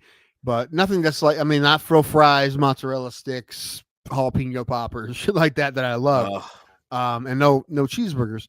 So that's a big deal for me. And I was no red meat at all until I had accidentally ordered a burrito with red meat in it. I went to Taco Tonto's for the first time in Lakewood on whatever Friday morning. Did you run into Myron Hendelman? Does he work there? Yeah, he does. Yeah. Oh no, I would have been cool though, but no, he wasn't there. I love Dan. I see him often. I give him a hug because I love him. I just love the guy. I haven't seen him. I don't even know if I'd recognize him, to be honest. It's been like a decade since I saw that guy. Oh, he looks the same. I promise you. He looks the same, just older. Like, mid-30s fucking Dan Hendelman. Love Dan. I'm sure. But no, I didn't see any of him. But I had never been there before. I ordered a burrito and they're like, "You want a 10-inch or a 12-inch?" I'm like, I might as well give me the 12-inch, but I expected it to be like a long and thin, like this big around. No, it's big as my fucking head. It was this. It's so good. It was like an NBA dick, dude. It was like 12. It was freaking long. Just slapping you in the face with tortilla. And I mean, I added some. It was like $14. Like, it was a good value, man. I was like, it was good. I enjoyed that place. Is pretty sweet. I know there's one in Kent, and I never went to the one in Kent. The thing about it though, there is you have to like build your own burrito, but the kind of like Chipotle, but you don't see the shit. You just kind of like get a look on the list. It's all good. I basically got what I get at Chipotle, and I got that on my burrito at Tom. Nice. And not surprisingly, it was much better. Not to mention a lot bigger, but yeah, dude, I wish we had a better burrito place right now. I used to go there. I used to go for open mic. Dan and Adam Janovac used to host there, so I'd eat in the back. If you go by the bathrooms and up those stairs into like a party room. I didn't know there was another room there. Yeah, it's there's like a thing that like it's a party room with like a bar and shit. I didn't know they had. I didn't know you could like sit down and be waited on. I thought it was just kind of like a Chipotle stuff. So I walked in and they're like, "You gonna eat here? You want to order?" I'm like, "I guess I can just eat here." I was gonna go to a Mexican place that's like it's a Mexican, it's a store. They have like a restaurant, like Chipotle style, like lunch counter style in the front. Mm-hmm. And Alan told me to go there, and I went there, but there was 3 school buses up front, and like there was like 3 buses of kids, like waiting to get ordered on. And I'm like, okay, this is out. Obviously, I'm not gonna wait. Yeah. And just bad time, bad luck. But it is. I'll go another time. But I just went to Taco Tonto's because it was like down the road. And it was good, man. It was definitely good. I mean, that's the best thing about starting tomorrow. I'm gonna be getting some shit I don't know what I'm gonna eat, but I'm gonna Ohio City burrito, bitch. I think I've gone to Ohio City burrito every time I'm up there. So probably it is good. I haven't had anything up there I didn't like. Like every time I go, and for someone who likes food, clearly like his fat fuck does, it's cool because here I don't have many options. I live in the middle of nowhere. We have, the regular fast food. That's about it. A couple other places, but yeah, nothing crazy. So yeah, I'm gonna go. I might go to that not a Cuban place. What's it called? I forget. I went there once. It was good. Barocho or some shit. Yes, that one. Yeah. Good. Maybe the mojito is fired. I'm not even a mojito guy, but that's really good. Ooh. I want to ask you a question because, like, we got people watching. We are an MMA show. I want to ask you this question: did you or did you not watch the seismic shift and exposure of the hype train of Bo Nickal? Yeah, so I do have to talk about this because I've been very high on Bo Nickal for a long time. So I have to say something. First of all, Reinier de Ridder. Very good. Came from one. He's very good. He's going to be a top contender for a while. Very good. And this is by far the best person Bo Nickal has beat in a long run. He was better than him on Saturday. He beat him. He looked fantastic. I'm not taking anything away from him at all. But in defense of Bo Nickal was still very talented. Bo Nickal was still only been doing MMA for like 3 years or something crazy like that. Bo Nickal's going to be fine. Bo Nickal's going to be better because of this. You don't go through be a national championship at Penn State wrestler without having a fantastic work ethic. This is only it's gonna humble him a bit. He's gonna figure out what he's good at, what he's not good at, and it's gonna make him a better fighter in the long run. Now, he's gonna win a title this year? No. Do I still think he will win one eventually? Yes, I do. Is the timeline pushed back a little bit? Sure, but it's he's going to be better for it in the long run. And I don't think this is going to be one of those fights where he has his first loss and then his bottom falls out. No way that happens. He's going to be better because of it. But I think really more than the hype train being derailed, we need to talk about how good Reinier de Ridder is. Like, he's fucking great. And I think that he's a champion of one, right? And he's gonna. That was a really tough fight for Nickal. I don't think it was a bad fight. I mean, it's definitely the best guy he's fought. It's not that weird. You've been MMA not that long, and you get beat by the best guy you ever fought, but that's not that weird. Like, Nickal's gonna be fine. But right now, we really got to talk more than Nickal losing about de Ridder winning and how good he is, because that's really interesting, and he's really interesting in that division. My whole spiel on this thing was gonna be how Reinier de Ridder looked huge compared to Bo Nickal. Huge. I noticed the size discrepancy immediately in the two fighters to the point where it was uncomfortable when they were up against the cage. And Bo Nickal looked like he was hugging his bigger brother, fucking trying to just give him a hug to be happy. There was a huge size discrepancy in this fight. Do I think that Reinier de Ridder is going to be a perennial contender? Yes, because he showed with his kickboxing, those knees were fire. Every single fucking knee was just on point. Like, the Dutch kickboxing is so good over there. And that's not even creepy. That's not even his top skill. He's more of a jiu-jitsu than anything. But I will say this will not be the last time these guys fight. I almost guarantee that. And when Steve Hay was coming up, he lost to Junior Dos Santos, and he fought him like a year or two later, beat the fuck out of him. Remember that? I feel like it'll be a different fight. Like, this is only going to be I did think Bo Nickal's pretty fucking sweet, pretty great, and he does have a great skill set. He is human, clearly, and I think this will only make him better. Like I said, guys like him who have if you're a national champion wrestler, you have an insane work ethic, right? You have to. You can't fake your way through that, right? So he's going to be better because of this, and that guy didn't do much losing in wrestling. This is his first lost in MMA, and again, he's only been throwing punches for 3 or 4 years. It's not been that long at all, and he's only had 7 MMA fights, and this, without a doubt, by leaps and bounds, the toughest guy he's ever fought. So that's not that weird. Could you imagine that? Imagine you're 7-0, but then you get in the cage with someone who's way more experienced, 70% better than anyone you fought. Now, no offense to Paul Craig, but this guy would kill Paul Craig.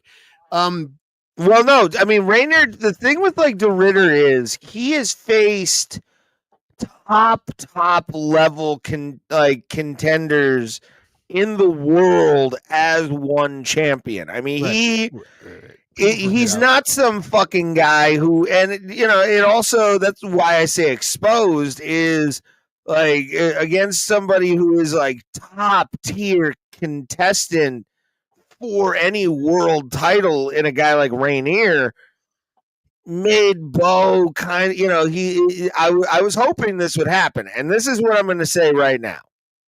If Bo Nickal comes back way more humble and wins, I will respect him. If he comes in acting like a dickhead and loses, he's a fucking clown. He pulls a Sean O'Malley and says, "I didn't actually lose that fight," like that shit. And fuck that. To me, that was funny though. That's not going to happen with him, man. He's going to get better, and I'm not saying he won't. I'm hoping this is a learning experience for Bo Nickal. I really do. 100%.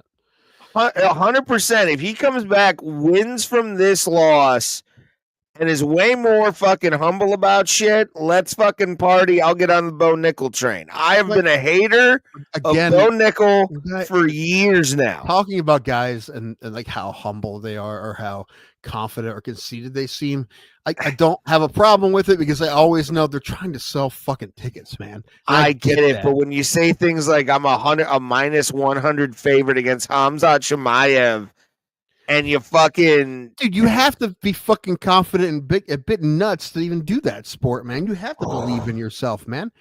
Like even the fighters we had on here, I know if you ask them if you win against whoever, they'd be like, "Yes, I would." And what do I? Would I put money on them? Probably not. But you have to be like that, man. And also, when you're undefeated, they talk about it all the time in commentary and fights. Undefeated fighters have a crazy confidence. So no one's ever beat them, so they feel like until they get beaten, no one can beat them, right? Until somebody does it, and no one ever goes undefeated except maybe John Jones, and he technically has a loss. And well, technically, but like the thing with this is, I mean, I've hated him ever since the fucking nut shot that never happened. You still somehow think Jamie Pickett would have won that fight? It's impossible, by the way. I mean, you get hit in the nuts, fucking shit happens, but like he loses that. Pickett loses that fight to Bo Nickal 100 out of 100 times. I felt lucky that night, motherfucker. But it felt that way when I'm betting the Kentucky Derby on Saturday. Is that this Saturday? No, it was Saturday. It was Saturday. Oh. Yeah, I love that stat, by the way, that Secretariat created all of those fucking champions. Yeah, every single horse in the Kentucky Derby was a descendant of Secretariat. The horse I bet on was sired by America Pharoah, who was a Triple Crown winner, and he was a Japanese horse. He was winning. He was kicking ass in Japan. He was a 15-1. He's like never lost in Japan. So I'm like, fuck it. He didn't win. The horse that won was 7-1. So, yeah. I miss those fucking horse racing simulators and like breeding simulators. Did you ever play those back in the day? A horse breeding? That sounds fucked up. That sounds pervy as hell.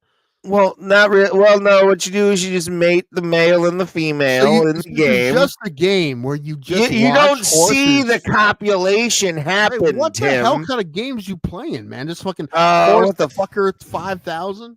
Hold on, it's something I can't remember what it was called. Gallop Racer.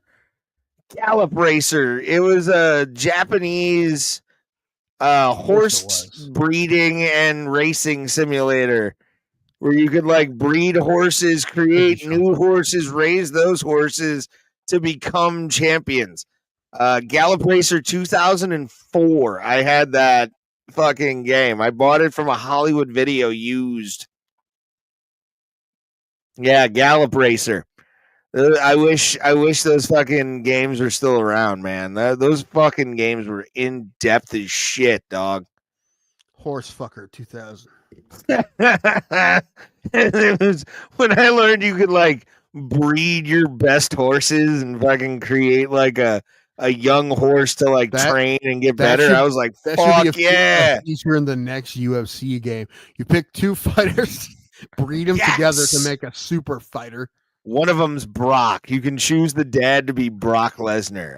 Brock Lesnar and Amanda Nunes, dude. It's too thick for any weight class. 100 wrestling the entire time. Like that's the cheat code. The Cavs lost again. They lost by 1. Oh no. Well, 1. I mean, 1's not bad. It is when you're down 0-2 and now you're going to Indiana. Fuck, they blew a lead. They'll be fine, Tim. Calm your tits. They will not be fine, dude. They're down 0-2. I hope you're right, but I don't think they are. I don't think you are. They've come back from worse.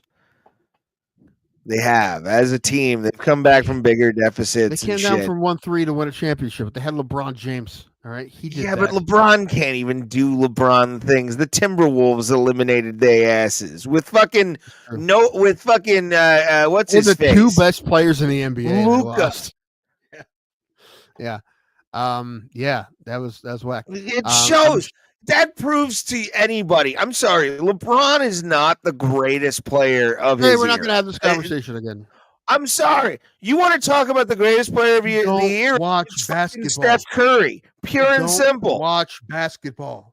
I watch enough basketball to understand what's going on. You don't watch basketball, right?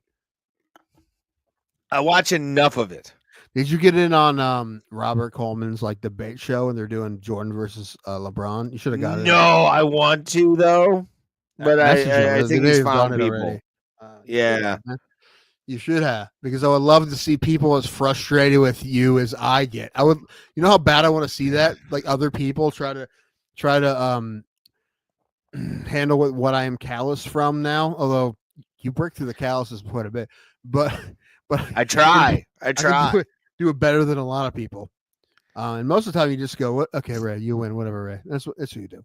Hey, right. Man, sometimes the sky is turquoise. What do you want me to fucking say? I don't know what you want me to fucking Sometimes water is sand. Oh, what can you do, buddy? It can be. It can be. Especially if it's holding your hand, man. It's part of nature. And Sandhagen. Yeah. He hurt Figueiredo, but he was dominating that fight until that happened. I mean, it was unfortunate that it ended on a knee injury. Well, but Sandhagen did that to him, though. It's not like he took a weird step and blew his knee out. He did that to him. Yeah, you got to be prepared for that shit. I mean, it's a dirty move, but it's nice. Interview. He's like, if you can't fight in the 50-50 position, you're going to get beat. Yeah. And he's not wrong. No. So good for Sandhagen, and he's probably very possible getting another shot at a title, maybe after this, which he deserves. After this fight that no one wants to see with O'Malley and Deiveson again. I think it's not gonna set records, but it's gonna do buys. It's probably gonna do 1 million buys because it's Sean O'Malley. I don't give a fuck about Sean O'Malley. You may not, but a lot of MMA fans do, including myself. I want to see him and Merab go one more time. I'd rather see Merab fight somebody new. Merab's the man. Merab's going to beat him again. And then I'm going to see him fight somebody new. A dominant wrestler is such a difficult skill. It's not impossible, obviously. We just saw it happen. But it's very difficult, always a very difficult skill set to beat. Obviously, it's not impossible, but it's not super easy. It takes one shot.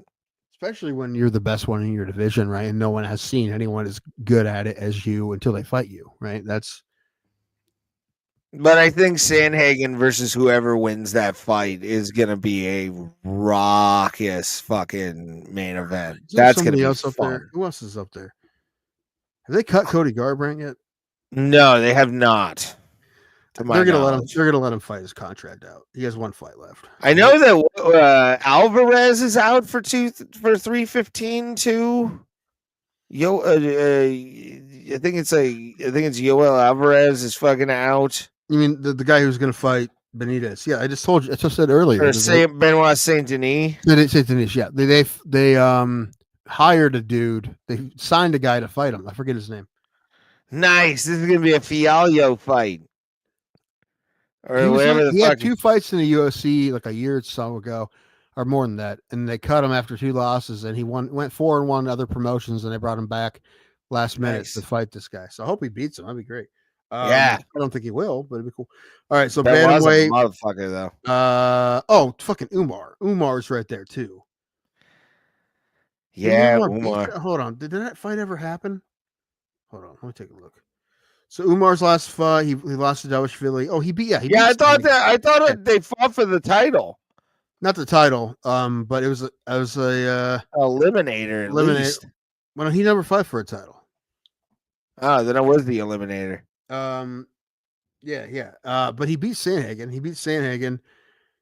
So Umar, you would have, although he lost his last fight, they might have to fight again. I don't know if they'll make him fight again yet because it just happened, but Who else is there? Jan, obviously. Jan's always right there.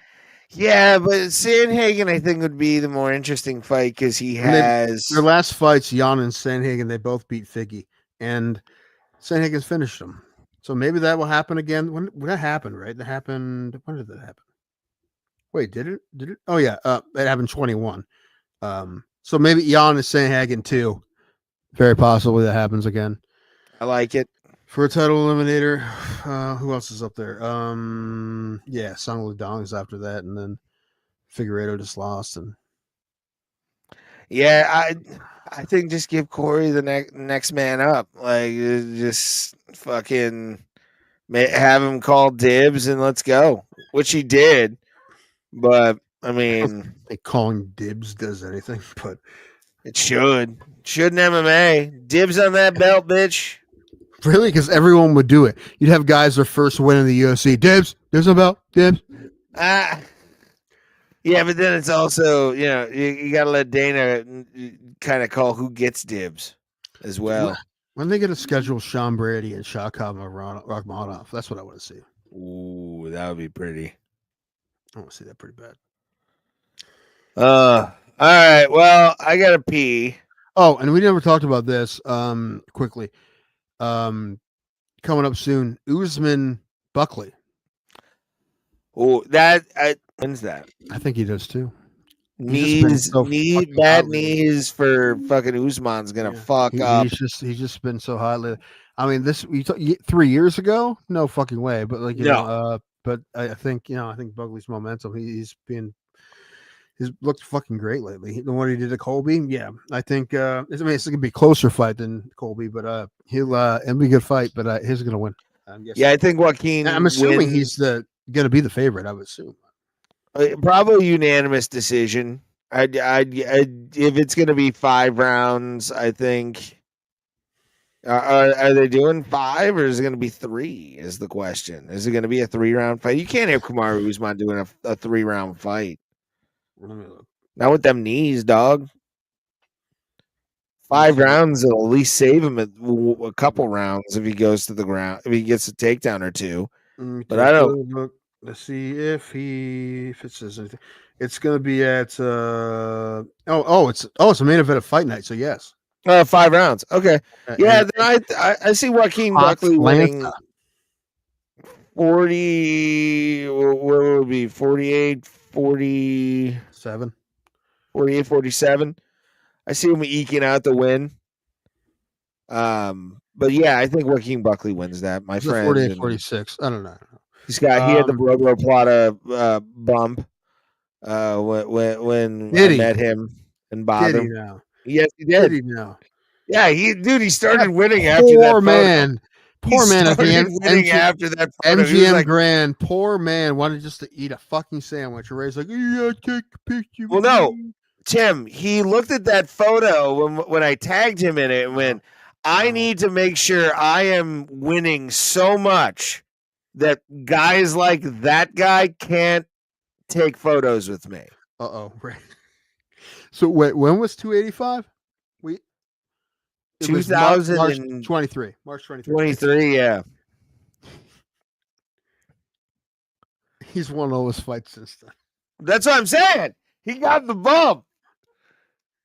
He won it. He motivated himself to make sure nobody could bother him ever again as world champion. He's 6-0 since Ray took a picture with him. I know. Well, to be fair, I took the picture, but still. Yeah, since we took that photo with him, he's won every fight he's been in. Isn't that nuts? Send him a message and send him that picture and been like, just so you know, you've been 6-0 since we took this picture. You're welcome for the winning streak, motherfucker. I've known that. Ever since that photo was taken, he has not lost a fucking single fight. Hilarious. And I'm glad he's in that point in his career where he can really fuck guys up. I love Joaquin Buckley. I love his style and I love who he is as a person. And he's a really nice guy.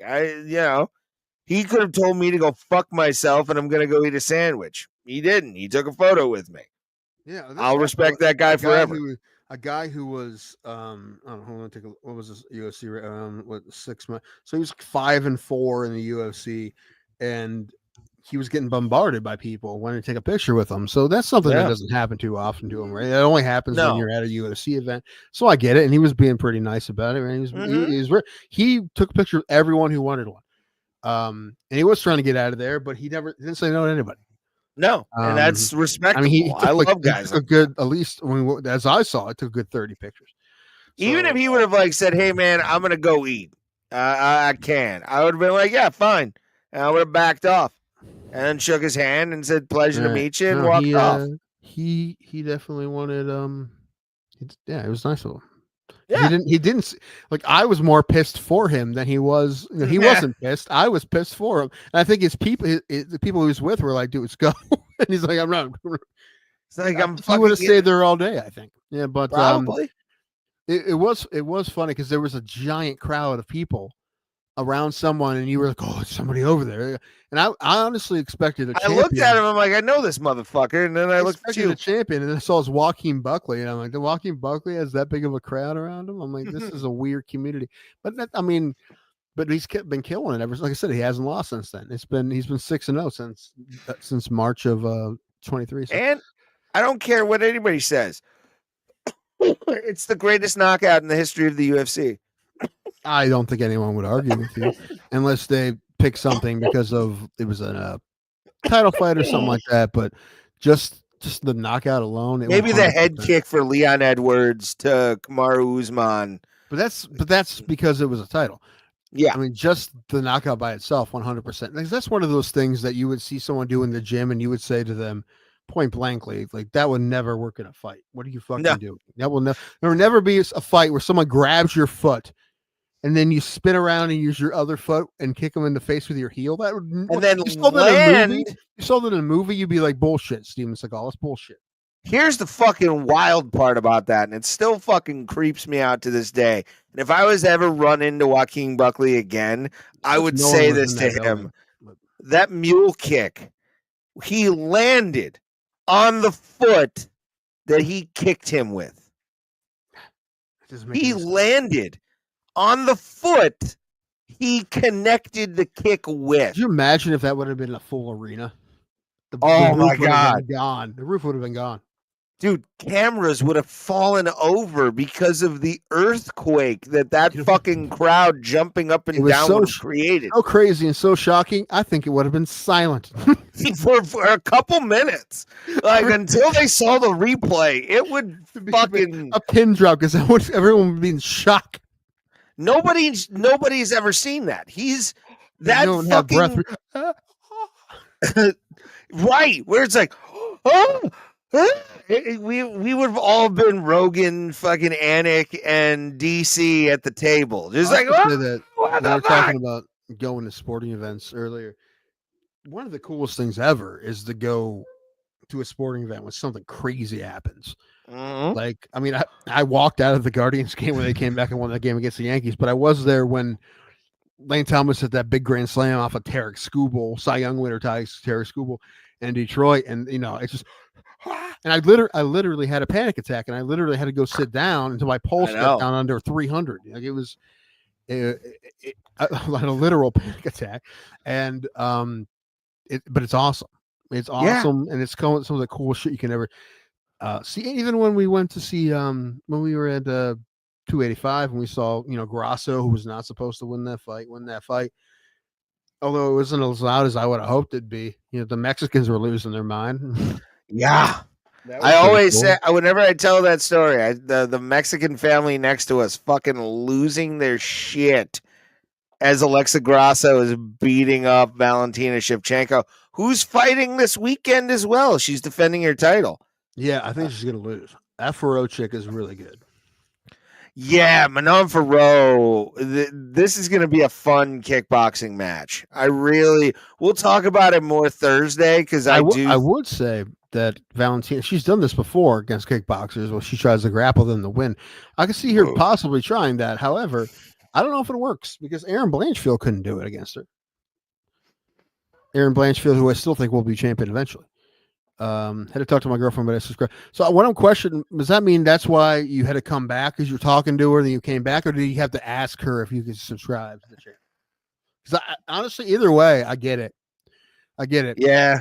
Because subscription is an endorsement of whatever nonsense this is, and Agreed. I get it. I get it. If you have to ask another or like a therapist, that'd be another person you should probably check with before. Yeah. Oh man. All right. But this is good. It's my first real show in 2 weeks, so this is good. We did good. Make sure your alarms are set for Thursday. Oh, I'm gonna be at Alan's. I think I can figure out how to do it on his computer. Okay. I'm not gonna bring my shit. If not, we'll figure something out. But I do want to talk about 315. Did I sound okay on Thursday? I just used his headset. Okay, all right. Yeah, I'll just do that. I don't want to bring my shit. Okay. All right. Then we will see you guys Thursday. We'll talk about UFC 315 coming up. Bilal Muhammad and Jack and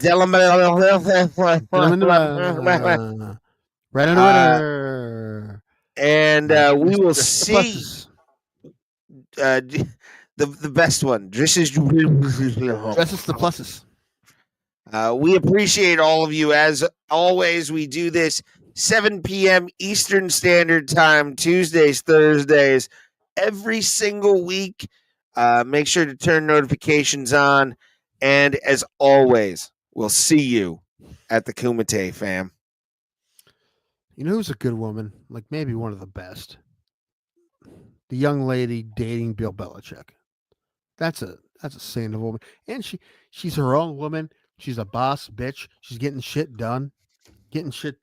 Apparently, she's bought $10 million in real estate, which I'm sure she made on her own accord. And she's kicking ass. People need to stop giving them shit. You know who's lucky man? Bill Belichick. He's a lucky man, that Bill Belichick.